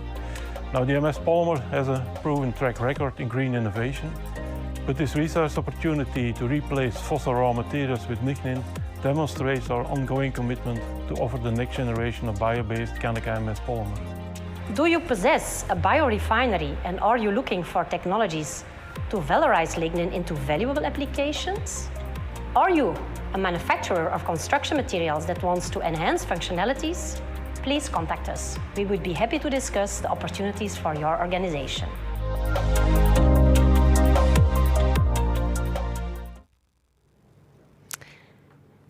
Good afternoon, everybody. Thanks for being here, because as the only Belgian on stage today, I'm very happy that you are still supportive for me as well, because you know that the real Belgian devils, they are starting the match now, and I hope they are successful as well. So anyway, I hope that the presentation will be exciting for you and that you will listen for the coming 30 minutes as well. So I'm happy to give an update on lignin horizon. First of all, there is this Mentimeter question from, let's say, our part as well. My question is, what is the most wanted application for using lignin? So there is actually different choices, so I hope to get your insight. Do you prefer insulation material because the renovation market is booming? Or do you go for adhesives because, for instance, color is not important? And I mean, a lot of people know that working with lignin often has like some color, right? Or composites, where there is a need, for instance, for the automotive to increase bio-based content. Or the last option, if you prefer fuels, that is high energy prices, just burn it and that's good enough. So I hope to hear and to come back to your answer at the end of my presentation. So if we look to how we make bioaromatics in the last part of, let's say, the Biorizon roadmap, actually we focus on the middle part, which is lignin to aromatics, where we choose to work with different types of lignins or derived lignocellulosic feedstock, look to a conversion technology, which is kind of a technology platform. I'll come back to it later. And I'll give some insights as well on the different applications that we have been working on or developing with different parties. So first of all, starting from the lignin potential in Europe, what we did is actually we had a look to different availabilities, capacities actually, specifically for hydrolysis and organosulf type of lignin. And actually what you see is that mainly the hydrolysis lignin has a lot of potential. Has been confirmed as well by some recent launches, some press releases out there, like for instance Clariant, who I think also last summer only showed that their plant in Romania is operational, and even beyond that, outside of Europe. So there is this Horizon guys in Brazil who have made a deal with Shell as well on a lot of upcoming potential to produce lignocellulosic ethanol. But of course, in all these cases, lignin will be there, which is very interesting for us because that means that there will be a lot of potential on getting bioaromatics derived from lignin. So moving to the technology platform that we are developing. So actually, we start from lignin, but we aim to also move to lignocellulosic feedstock because the platform can deal with both. The first step, so it's actually the technology platform consists of two technologies, two unit operations, which will be also built up to pilot scale. The first is a dissolution platform where you solubilize, for instance, the lignin, and the solubilized part is actually the one that you move further to a second stage, which is the catalytic hydrogenolysis part, where you really depolymerize it to define bioaromatics. There will be a remaining undissolved residual part. That's something where we also need to find applications for or use. But where we want to focus on is the bioaromatics, where there is a mix of functional compounds ranging from monomers to oligomeric fractions, where you see that the composition can be changed from between 5 to 50% monomers, and of course the rest residual corresponding oligomeric fraction. What's unique in the approach we take is actually that we go for continuous processing.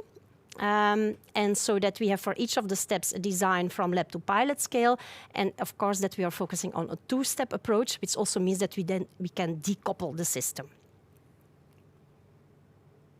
How does it look like? So actually what we've been doing is starting from small batch type of reactors, where we moved into a continuous milli-pilot, which actually has been designed and downscaled from the pilot that we have been building. The mini system delivers up to grams per hour output and is operational.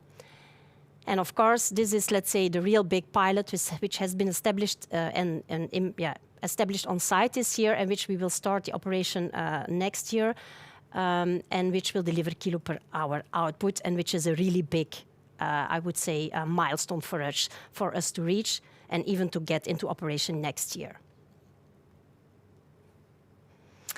Going a bit more into the details of the two technology platform, or let's say the two technologies we are building. So the first stage, which is the dissolution part, what you actually see here is that using the different types of feedstock has a big impact on the yields. So what we take is, for instance, you see on the left corner different bars which indicate different feedstocks. So ranging from wheat straw derived lignin to corn stover, sugarcane bagasse, as well as hardwood derived lignins. And each of them, you see that they deliver different types of yields, meaning that that's the lignin that is solubilized, which is something we want as high as possible. On the right side, you see that we get some differentiation as well next to the feedstock itself, so the botanical origin. We also get some differences by changing the initial starting concentration. So you see it goes from 20, 25, 30 up to 35%. So at the upper graph, you see that it's not changing too much, whether you take 20 or 35% solution of lignin in a solvent, because the yield kind of remains the same. It is a bit better at a higher temperature, higher meaning 45 degrees in the case of methanol. But at the lower side, for the wheat straw, for instance, you see that there is indeed a bit of a decrease when you increase your concentration of lignin, in the sense that the yield starts to lower a bit at very high concentration. So that means high concentration, you use less solvent, but it gets into high viscous type of solutions. That's also kind of the boundaries we will figure out because it needs to fit the boundaries of the pilot system. Next to the botanical region, which has an impact on the dissolution and the yields, if we move to the second stage, actually there is different process variables or process parameters which we can tune. That's, for instance, the catalyst itself.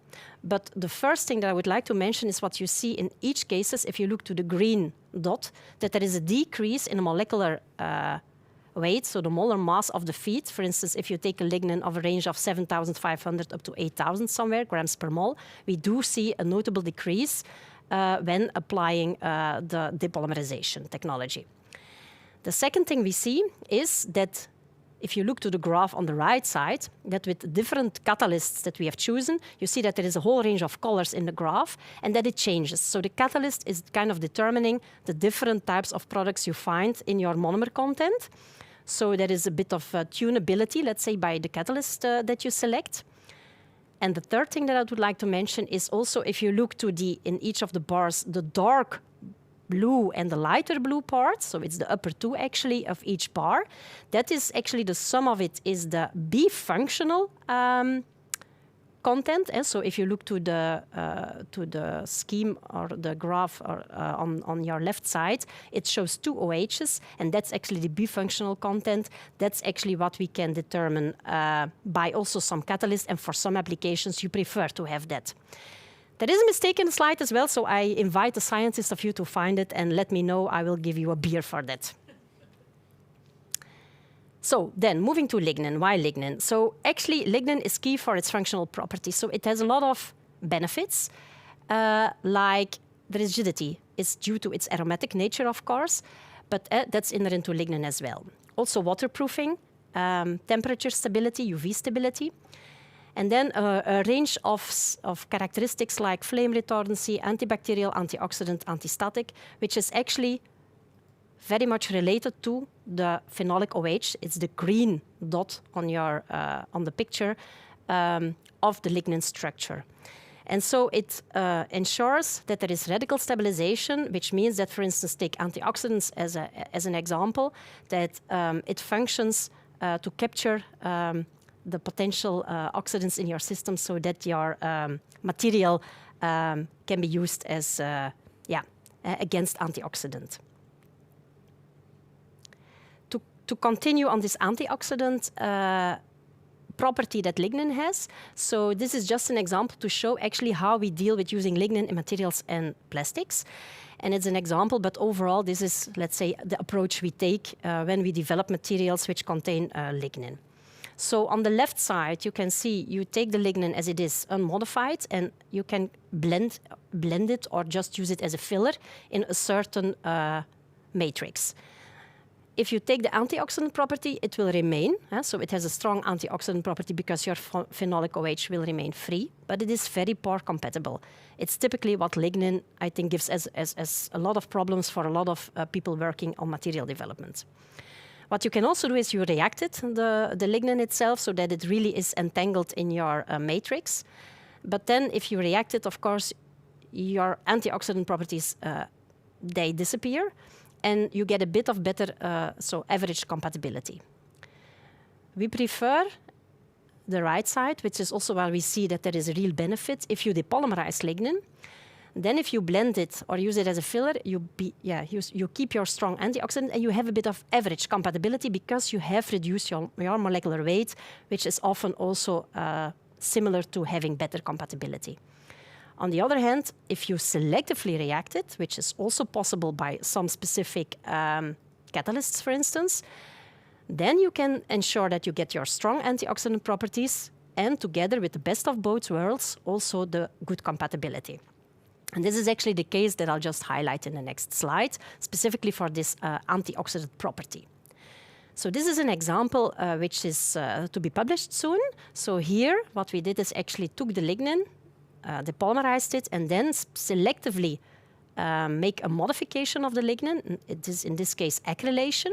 So you see that it's the blue graph on top of the scheme that has been reacted with the brown lignin molecule.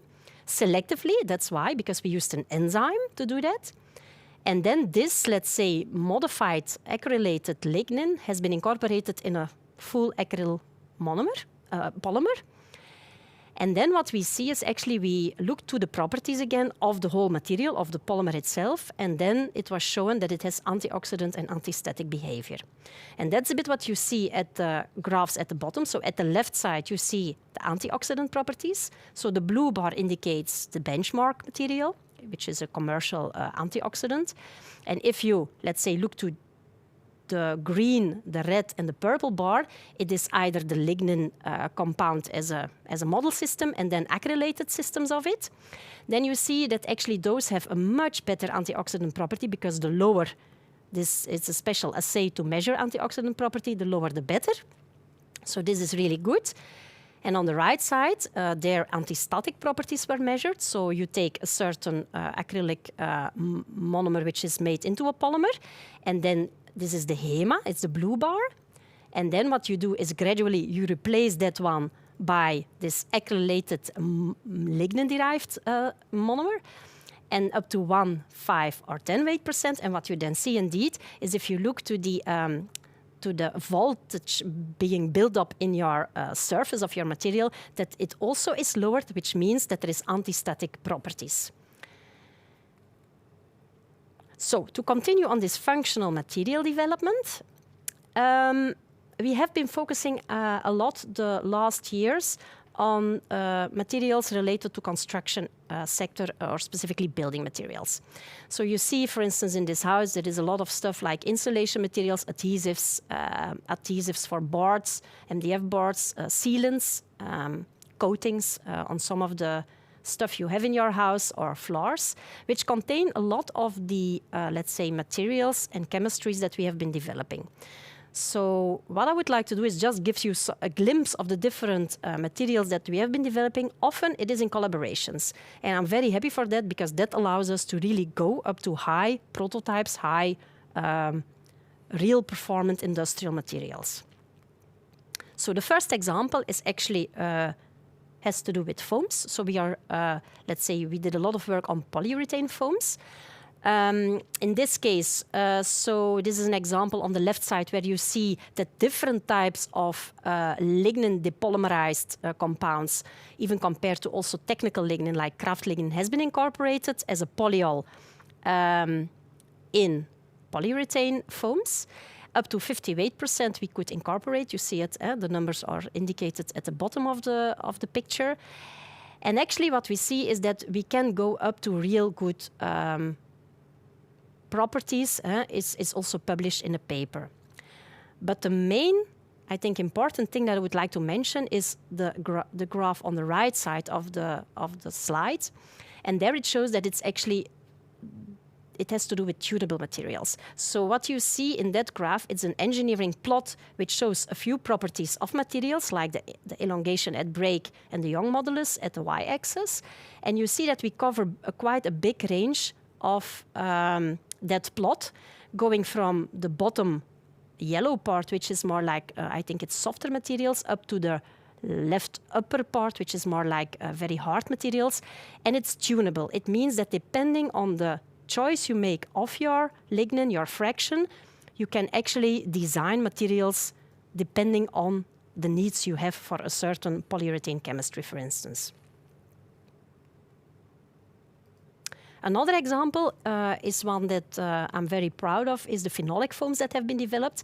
It's in a project together with different companies. You see it at the bottom right. So it's called the Biorizon project, supported by Catalysti, and there is VITO and another knowledge institute together with different companies. And what we've been doing over the past years is look how to include lignin into these phenolic foams. And here is a few examples where you see the left two pictures indicate the thermal conductivity and friability, which are good, it's okay.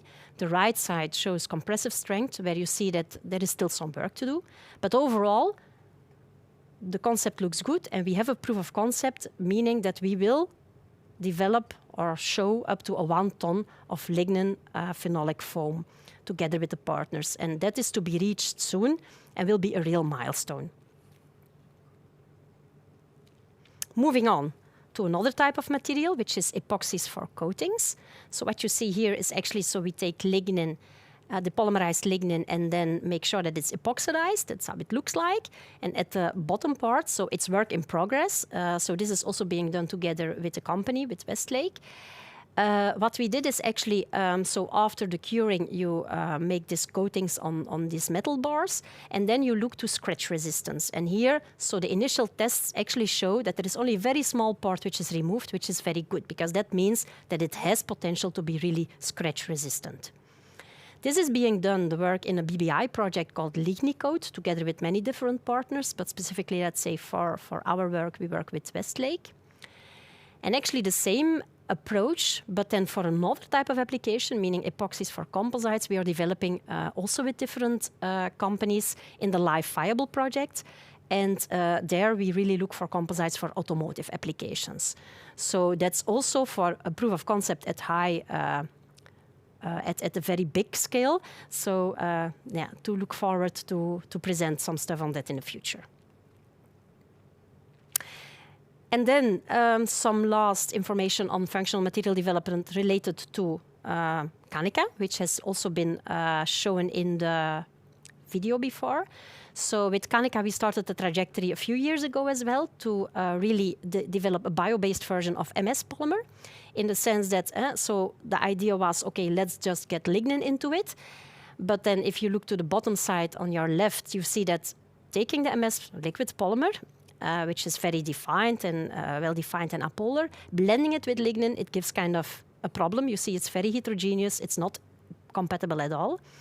So what the researchers in the team have been doing together with Canica is then looking to molecular design, so looking to a smart way how to fractionate lignin, combine it with chemical modification, and then make materials like this MS, the bio-based version of the MS polymer, which has some benefits on functional properties. And what you see on your right side, so the upper graph shows that in using this molecularly designed lignin incorporated, that it shows some increase in temperature, so it's more thermal resistant. So the black curve is actually the MS polymer itself, and so the red one shows a higher temperature for a certain weight loss, and that's actually showing that it has indeed thermal resistance. The lower graph shows that actually the MS polymer, the black line again, is actually not blocking UV at all in the first UV spectrum, so the wavelength between 200 and what is it, something 500 nanometers. But what you see is the moment that we incorporate this molecularly designed lignin, that it has UV blocking properties. And so this was also a very successful development, and we will continue this in the upcoming years to even make it more bio-based.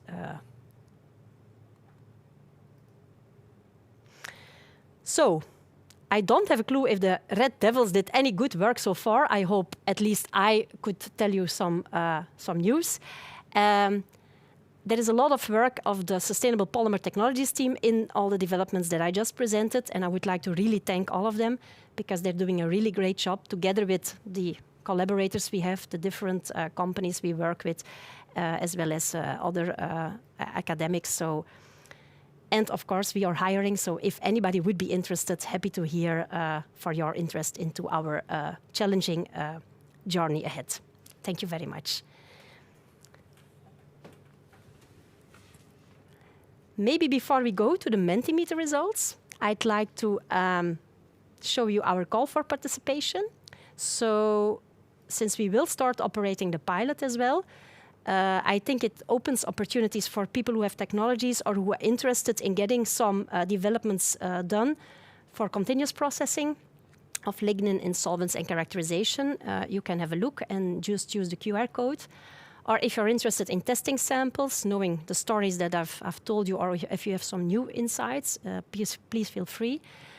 And the last call is really dedicated for SMEs, because we have an Interreg application and hope to be successful somewhere March next year. And that would really be dedicated to also SMEs who would be willing to join us, test samples and do co-developments. Thank you very much. Karolien, also for you a big virtual applause. And the good news is still 0-0 with the Red Devils. So you were certainly much more interesting than that boring, we score no goals kind of match. Eh? Okay, so you've got that one covered. Hey, as for the outcomes of your mentee question, what would you like to say to that? So we see, and of course I might guess that it depends also on the companies or people, let's say, in the virtual space who just completed the survey. A lot of insulation material belief and composites. That's interesting to see, because I do think that, of course, with insulation material for sure, there is a lot of interest, a lot of gains to make. Also, if you look to CO2 footprint. Composites, yes, I would be very interested to hear more about the people who completed that part, whether it's really related to increasing the bio-based content there, or there is other properties which might also make people to say that it's this. I'm also very happy to see that actually most of the people who are there and who completed it believe that it has to do with material development and that fuels is still something that we should not initially do, maybe. That's a clear sign here. Huh? Yeah. Yeah, I must say I was in the composites business myself, and the main market there was also automotive. Some beautiful applications, like always nice to work on the future BMW 5 Series, and certainly a great fit there. I think that's without a doubt. But insulation, of course, in these days of high energy prices, that's an interesting application as well. So it's good to see. That's plenty. Also, what I really liked in your presentation that really sticks out is these improved properties. Then it's antioxidants. Then it's UV stability or temperature resistance. There's really a lot to discover there, it seems. Absolutely, I think so, And it's not, let's say, often easy, because it's not one-on-one. By making smart designs, I think a lot is possible indeed. Yeah. From your gut feel, I know this is an impossible question, but this whole new world of playing with lignin and changing structures and functionalities, where are we? It feels to me like we're just scratching the surface, although you and the team have enormous knowledge and experience based on all the work of the last 9 years. But I think you're right. What I see is that we only see to really get, like, for instance, kraft lignin derived materials now up and running, because it's now being really commercially available. So that's the real big steps I think that we will take first. And then, the rest is to come. Eh? Yeah. Nice to see. We're a bit pressed for time, but I do want to at least take 1 or 2 questions from the audience. By the way, there was a suggestion I saw in the chat. I think it was Wepa who suggested option E, platform molecules. Okay. Could also be an interesting one, or not? Okay, good. Okay. Well, one question. I'll give you the platform for this. So the question that we have is, what is your biggest challenge for the coming year? And I think, well, if we watch your presentation, you're not any short of challenges. No. But I'll let you... Okay, so I think that the real biggest challenge will be to get our pilot up and running, operational, stable output, and then get deals where we have really developments together with companies to really get prototypes in place where we can convince based on the performance. Yeah. I think that's a logical one. An impressive pilot like that is always a challenge to go through all the steps and get it into smooth operation. I know there's already a lot of interaction with companies to work on runs, on samples and whatnot. Do you still have more room for next year if there is interested companies watching and saying, okay, I want to be part of this scale-up and these lignin fractions? Yes, for sure. So we are always open to discuss. And for some, of course, you see, we are doing some developments, so we need to see how open we are. But for sure, we like to really get these things into the market, get developments in place. So yeah, feel free to contact us if you have any specific request. Okay, well, with these very nice last words, Karolien, I think we can close your part of today's webinar, and we move into actually where you also helped a lot in getting this prepared. The keynote for today, the part that we have all been waiting for from Decathlon. It's Mansuy Rocquin. I'll try to put it in my best French. Came in from France right this morning, and presenting the importance of bio-based and sustainable raw materials for Decathlon. And of course, it's a very big, well-known brand. It's a big company. I always have to think about these huge stores that are, you know, not just like a shop where you go and get your stuff, but it's like an adventure where you see all kind of candy in there. Well, we both like some sports, so it's even better than a candy store in there. Well, Mansuy knows really from the inside what is happening there, but he's not going to tell us about it before we watch again an introduction video of the wonderful world of Decathlon. Every day at Decathlon, we observe, we listen, we visualize, we design, we test, we make, we sell. But every day at Decathlon, we create waste. We use the planet's resources. We're responsible for products traveling long distances. We use energy. We impact. So, we act.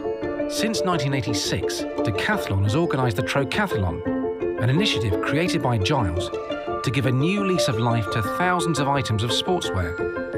In 2007, Decathlon St. Quentin became the first store with an environmental approach, thanks to Isabel's energy. In 2013, in Salanches, Quechua created the 4-Class 50 fleece, made from recycled plastic bottles, an idea of Emmanuel's, head of textile products. In 2018, Inigo, Sustainable Development Leader for Spain, transformed the offcuts of fabric used to manufacture technical clothing into bags for customers. In 2019, Sebastian, a store manager in Monaco, decided to ban plastic bottles in his store. In 2020, drawing inspiration from all existing initiatives, Marie makes giving Decathlon products possible on a large scale. It means our sports equipment can be put to different uses and can equip people in need. Each of these initiatives was led by an employee. At Decathlon, we've always known how to shake things up. But there's still plenty to do to ensure that sport creates a better world. It's our turn.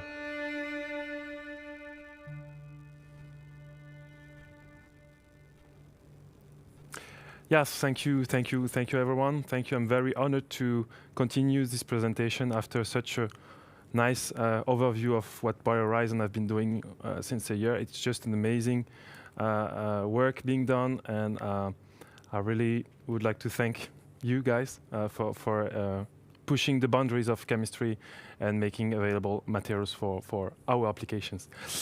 Today, so you have seen a bit of what I was intending to show you. So today, Decathlon has a huge responsibility in terms of environmental impact, and for that purpose, we need to reduce our impact, and that's the reason why we are focusing on reducing using bio-based materials. And I would like to give you a bit of an insight of what we are doing today and what we are looking forward for tomorrow. First, some words about what is Decathlon today, because Decathlon has started as a retailer, so selling sporting goods, of course, trying to fulfill the needs from the customers. But more and more over time, we have,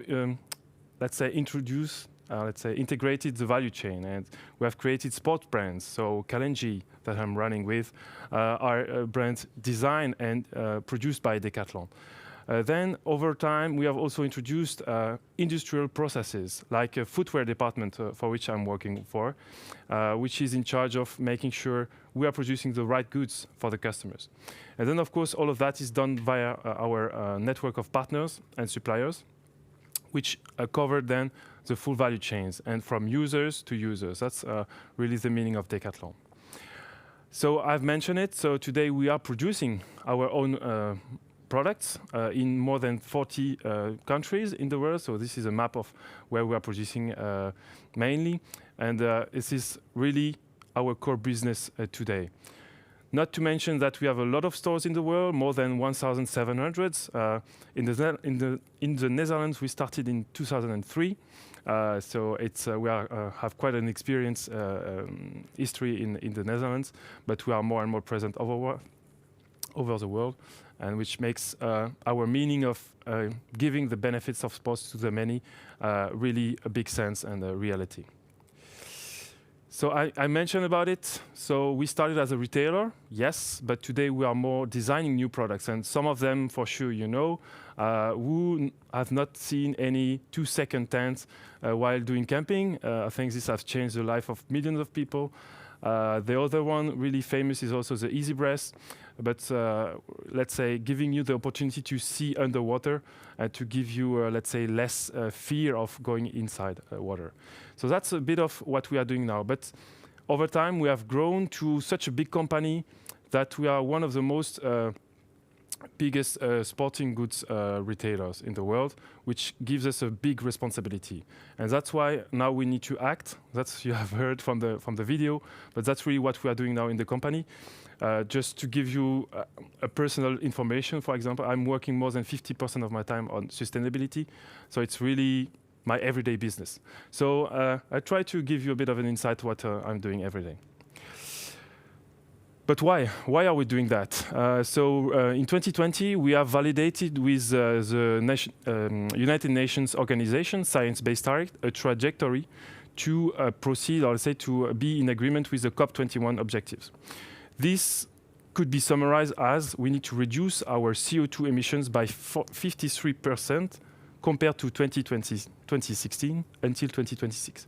This is a huge gap. I mean, slashing your emissions while your business is growing is a big challenge. And we are doing that via two levers. One is the so-called RE100, which means we are asking our suppliers to switch to green energy, either via certification or via building of solar panels on their plants. We are also working a lot of eco-design, which will be the main topic of today. So we try to eco-design our product, which means we try to produce the same version of the product, same durability, same performance, but with a lower impact on the environment. And that's, let's get more and more into the details.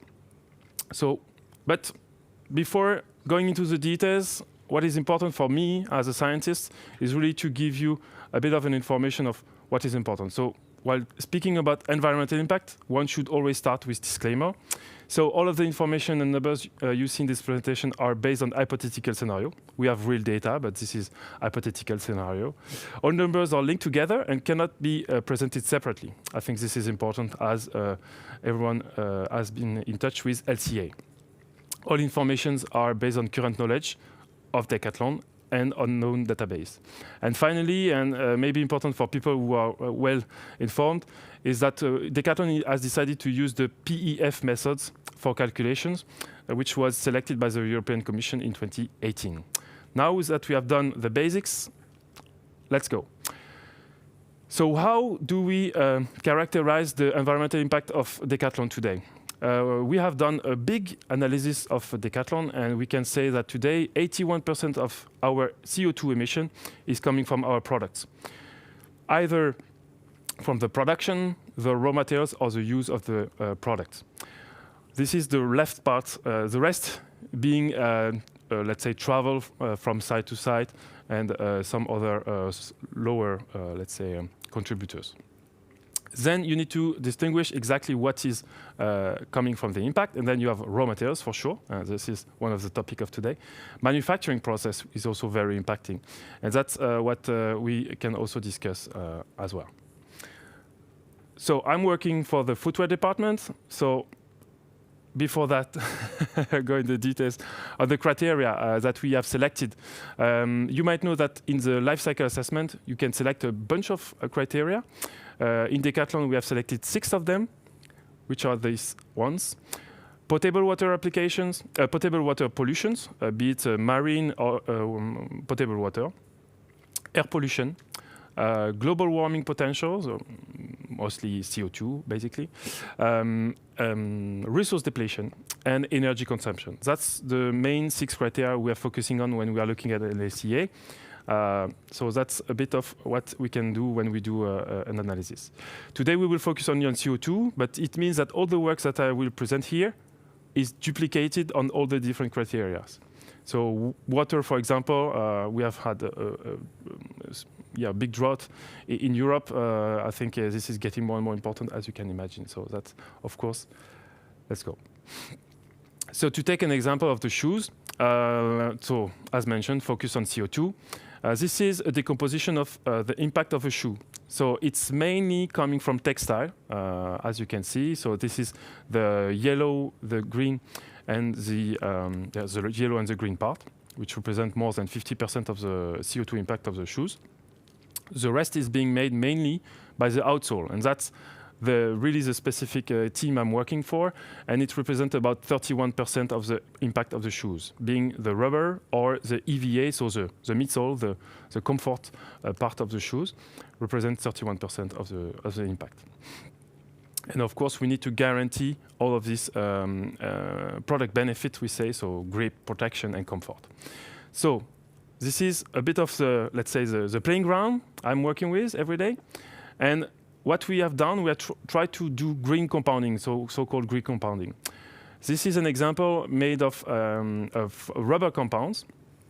So we tried, you have the formulation on the right, but this is not the main focus. We have tried to see what was the impact of changing one of the ingredients after the other on the CO2 impact. So this is based on our knowledge, on our database. So you can see, for example, that in red, we have tried to remove the carbon black, so the pigment, so to say, okay, this may be a good idea to do a natural color compounds. You see that the impact is growing, so actually it's not good. We try to replace the plasticizer by a bio-based plasticizer. You see that there is small impact. Then we try to replace synthetic rubber by bio-based rubber, so natural rubber basically, which has then significant impact. Then we try to replace filler by a bio-based filler, biosilica, so to say. And then finally, the last trial we have done, or let's say the last calculation, was to replace part of the formation by recycled rubber, and in that case, 30%. And as you can see, let's say the most interesting impact to start with is to use recycled material, which gives the most impact, like it's a reduction of about 1 kg of CO2 over the 4 where we start from. But you see that I've mentioned, if you remember the numbers I've mentioned in the beginning, is 53% of reduction we need to have, and this is not enough to do one of these options. So at the end of the day, we need to consider all these options to implement on our products. And that's also why bio-based chemistry is so important today to us. But there are challenges, unfortunately. Otherwise, we would use it since ever, of course. The challenges of green compounding and on biomass, and that have been mentioned. So, of course, first is to have the product available on industrial scale. This is usually not the case, or let's say when it's the case, it's only limited numbers of suppliers. So we have to change our minds on the supply chain we need to implement. Then, of course, it needs to be relevant in terms of price. Customers are, let's say, a bit more willing to pay a bit more for green compounds and green products, but it's not growing exponentially, unfortunately. And that thing, Biorizon, by having these targets of keeping the price under control, is, I think, a key success factor in this area. And then finally, because we are producing sporting goods and we don't want to compromise performance. This means that all the changes we are making will be with same performance on the product we are putting in stores. This is, I would say, the magic triangle we are working with in order to make the product available at a good price and at a relevant performance. Okay, now a bit of focus on bio-based material. Of course, it can be either completely or partly based on biomass. I would not teach you anything, but coming back to the basics. So you have first generation based on food, so vegetable oil, starch, glucose. These are the things that are well known in the market. Second generation, non-food. So I think we have discussed a lot about it today. Cellulosic biomass, or tall oil, for example, or non-food vegetable oil like castor oil are really well-known raw materials for applications in sporting goods. And then third generation is non-food off-ground cultivation, coming from municipal waste, or like used cooking oil is a well-known raw materials available in the market. So that's the three generations we are considering when we are looking at biomass. So what do we do with that? So for both bio-based or biomass-balanced chemicals, I don't know if you are familiar with that, but we can discuss a lot about that. We do the same approach. So we are looking at the raw materials that is used for the production of the chemical. If it's coming from first generation, I mentioned about some example, plus if it's coming from GMO or palm oil or soybean oil, this is something we get rid of. I'd say we divert our attention from these applications. This is too risky. You don't know what's the future of food availability, so that's why we don't want to interfere with such topics. So what remains are the two second and third generation. But it's not enough. I mean, we still take a risk as a Decathlon, a big known company, not asking us further questions. So what we do is that we look for the environmental impact of these solutions. It's not because it's coming from sugar or from lignin that we would just give, let's say, all the green checks. We will ask again a lot of questions. So LCA is a must when we are discussing about raw materials. And then, of course, we are going into more and more details. What's the impact on biodiversity? Because we have a lot of GNO coming to us, asking questions. What are you doing for biodiversity? So this is a big of concern that we have today. And of course, we should not decrease the process efficiency. If you use a material that is excellent, but in the end, you consume a lot more resources to produce the same goods, then you have lost your interest. So it's really trying to cover up this topic of the environmental impact of the goods that we try to do. An example, natural rubber. You say, it's natural, it's great. Okay, what's the environmental impact of natural rubber? First question, okay. Okay, what's about human rights?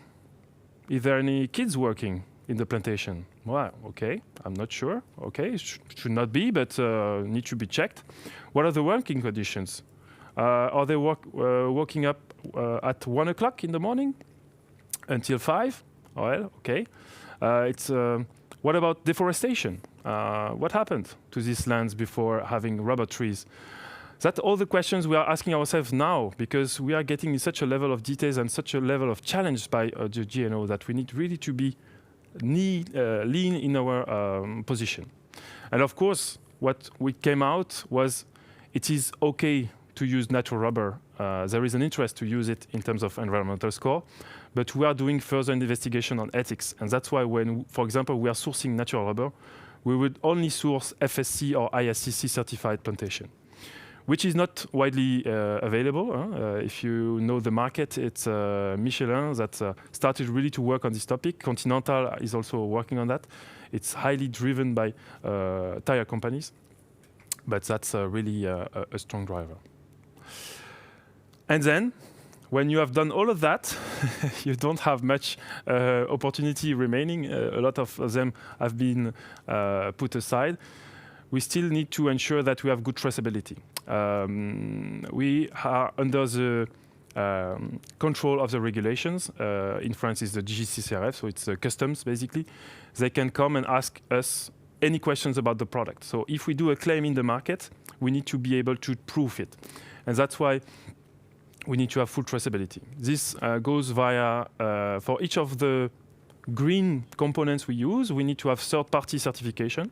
For example, Userplast or ISO 14021 for recycled, but can be any traceability. For biomass, it's, let's say, easy and not easy, because we can have good traceability via carbon 14 analysis. So this we do, actually. We do random picking at our compounders, and we analyze the C14. So we go in a very, let's say, could say intrusive way to our suppliers, but we work hand in hand to make sure we are not doing bad things. And this is quite difficult when you are working with biomass balance, for example, because biomass balance, you cannot check it via C14. So you have to have really strong trust with your suppliers to apply this kind of techniques. And then finally, but I already mentioned it, so it needs to be proven that it has an impact on the environment. So, as a summary, if I need to have you, I hope you have followed me. So we have a no-go on biomass that is in competition with food.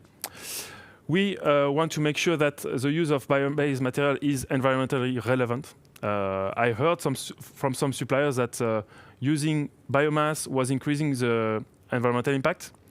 It's good for marketing, but if you increase your environmental impact, yes, then we are questioning that. So we are really strict about that. We review the global impact of the materials, including so human rights and environment. We follow up all the things via traceability. And then something which you might have understood, we are really under strict control from the regulations, and it will not be less in the coming years. We will be only more and more regulations. So we would be even more and more demanding with our suppliers. That's why today we are really looking forward to the industry and to the new, let's say, chemicals that will be available in the market to fulfill all that needs.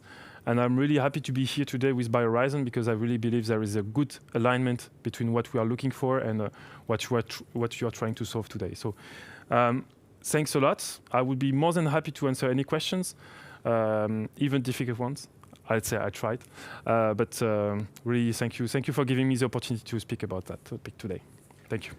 Well, Mansuy, thank you. And also a big virtual hand, not a loud applause for you here for your great contribution. And good to see that at Decathlon you're really taking sustainability broad in all aspects. I think that very much aligns with the experience that we have gotten over the past 9 years, that not everything that seems a good sustainability idea actually is, when you take everything into account. And it seems that this is actually a lot about dealing with frustration, actually, when you're working on this topic. Yeah. There is a lot of advertising from suppliers, and I'm not, let's say, I don't want to throw the stone to them. Mm-hmm. They are having a lot of good, let's say, energy. But sometimes there is, you come out with a bad outcome, and then you're dealing with frustration. A lot of my time I'm dealing with frustration. But when I see a good thing, it's, on the other hand, really, an amazing news, actually. And that's why I'm really, it's very great. Yeah. I mean, this topic is not a place where you can be superficial. I mean, the devil is in the details, and you have to know your stuff. And I think that's clear with you. Yeah. And also, you know, what strikes me is literally with the shoe soles, you are where the rubber hits the road. Huh? There's no escaping. That's where the stuff gets real. So I appreciate the let's say the due diligence that's in there. That's great to see. We try to be as transparent as possible. We know it's a delicate topic, but then we try to be as transparent as with humility. We work a lot with humility, and that's the essence of Decathlon is really to not over market topics. And I think that's our hope with this presentation today. I give you a bit of a proof about that. For me, that was clear. Maybe a question: if you look at the especially the other 3 presentations before you, and you look at all the developments there, is there something that sticks out where you say, wow, for our sustainability transition materials, this seems like an interesting fit? I love the question about biostyrene, actually, because that's for sure a big demand from the market. So we are using, I'm specialized in thermoplastic, and thermoplastic elastomers are using a lot of styrene. And this is for sure a very, let's say, we are eager to see what's coming next on that topic. Yeah. So that's like the SBS rubbers. Exactly, exactly. This is something, or SBR rubber as well. We are using some quantities, and this is of course something which we will look forward in the coming years. Antioxidant might be, it's small amounts, but still a good thing. And I think if you can advertise it as being coming from nature, and lignin is good biomass in my opinion. So that's let's say the two things.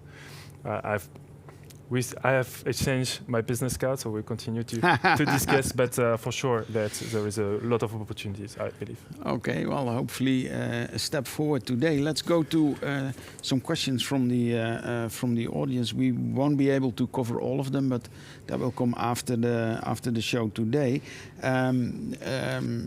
This is one that, maybe you can talk for hours. But what's the biggest hurdle if you really implement these kind of bio-based solutions in your applications? To be honest, it's the data, the environmental data. And that's why I mentioned about the methodology we use to measure the impact. There is in the market 3-4 main different methods to calculate the impact. And how do you compare? Yeah. What is really relevant? So that's one of the big hurdles we have. The second is availability. We see a lot of new things coming to the market, but it's limited availability. Small scale. Yes, and we would like to test it, but it's too early. And I maybe a message to people that would like to test, or let's say have limited availability, but which does not fit, for example, tire industry. Tire industry is a huge market, and they always come with a requirement of quantities that is huge. Enormous volumes, yeah. Which is not the case when you are working with the footwear industry, which is much smaller. I don't know what's the difference, but we are way smaller than industry. So I think it's a good entrance door to if you want to push some new materials in, let's say, industrial scale, but small. It would be. That's an interesting point you're making there. We have actually, for some of our application developments and market entries, on purpose been looking for kind of smaller markets to have this kind of entry and learn from that, and then also. This is definitely something which can work, I think. Yeah, I fully agree on that. Another question here is, the typical European goals are a 50% reduction by 2030 and then 100% reduction by 2050. Yeah. These goals, are these realistic for Decathlon, or how do you work with them? So, as I explained, so we have even more demanding targets by 2026. This is actually the only, let's say, the only target we can have if we want to target the COP21 objectives of limiting the global warming. We have to. It will be hard. It will still be hard. Yeah. Okay. So you really put the bar higher for yourself. We have to. Yeah. Yeah. And you mentioned it's based on ambitions inspired by COP21. Is that also something where you see an advantage in the market? Does it help you to be, to differentiate yourself like that, or is that not really a driver? This is a tricky question. If you look at sports brands, Adidas, Nike, they all have a, let's say, a lower impact strategy. So I would say if you want to be part of the game, I would say it's a must today. Then what do you win from that is today is it's a bit difficult to address, because customers want that, but still are not willing to pay infinitely more. So you have to take everything into account. But if you want to be, let's say, aligned with our purpose, so Decathlon is to want to make the sports sustainably available to the many. We have about 60% of our users doing sports outside. So if you have global warming, then it's also trying to, let's say, make your business durable in a way, if you protect your playground. So that's also, I would say, is an investment in our future business. Okay. In a way. Yeah, I had not thought of that like that before, but in a way, your company and your customers are very close to nature. Exactly. That makes that makes perfect sense. What, okay, well, that's a nice bridge to our thank you present. Oh, it's an olive tree. Ah, nice. Olive tree is one of the oldest trees in the world, and it stands for a lot of good things like health and freedom and peace, and it also stands for a positive view on the future. Because you did not see here today any doom scenarios or, no, you know, not at all. It was the very positive. Yeah. whole mankind is going to hell in a handbasket. We don't really believe in that. We think in positive energy. We can do a lot with technology and with developments and with collaboration, especially if we work together. We can really make a difference, and that's where the olive tree stands for. Great. If you treat it well, it will grow and maybe also give you a lot of nice harvest. Great. Thank you very much for your thanks to everyone. Thanks to you for inviting me here. It's a great honor, really. Yeah. Okay, and then with this we end our webinar for today, but not before I want to mention that next year is our 10th anniversary, so it will be a very special event. Mark your calendars for around this time of the year, probably will be November the 30th. And well, thanks all for watching, and if you want to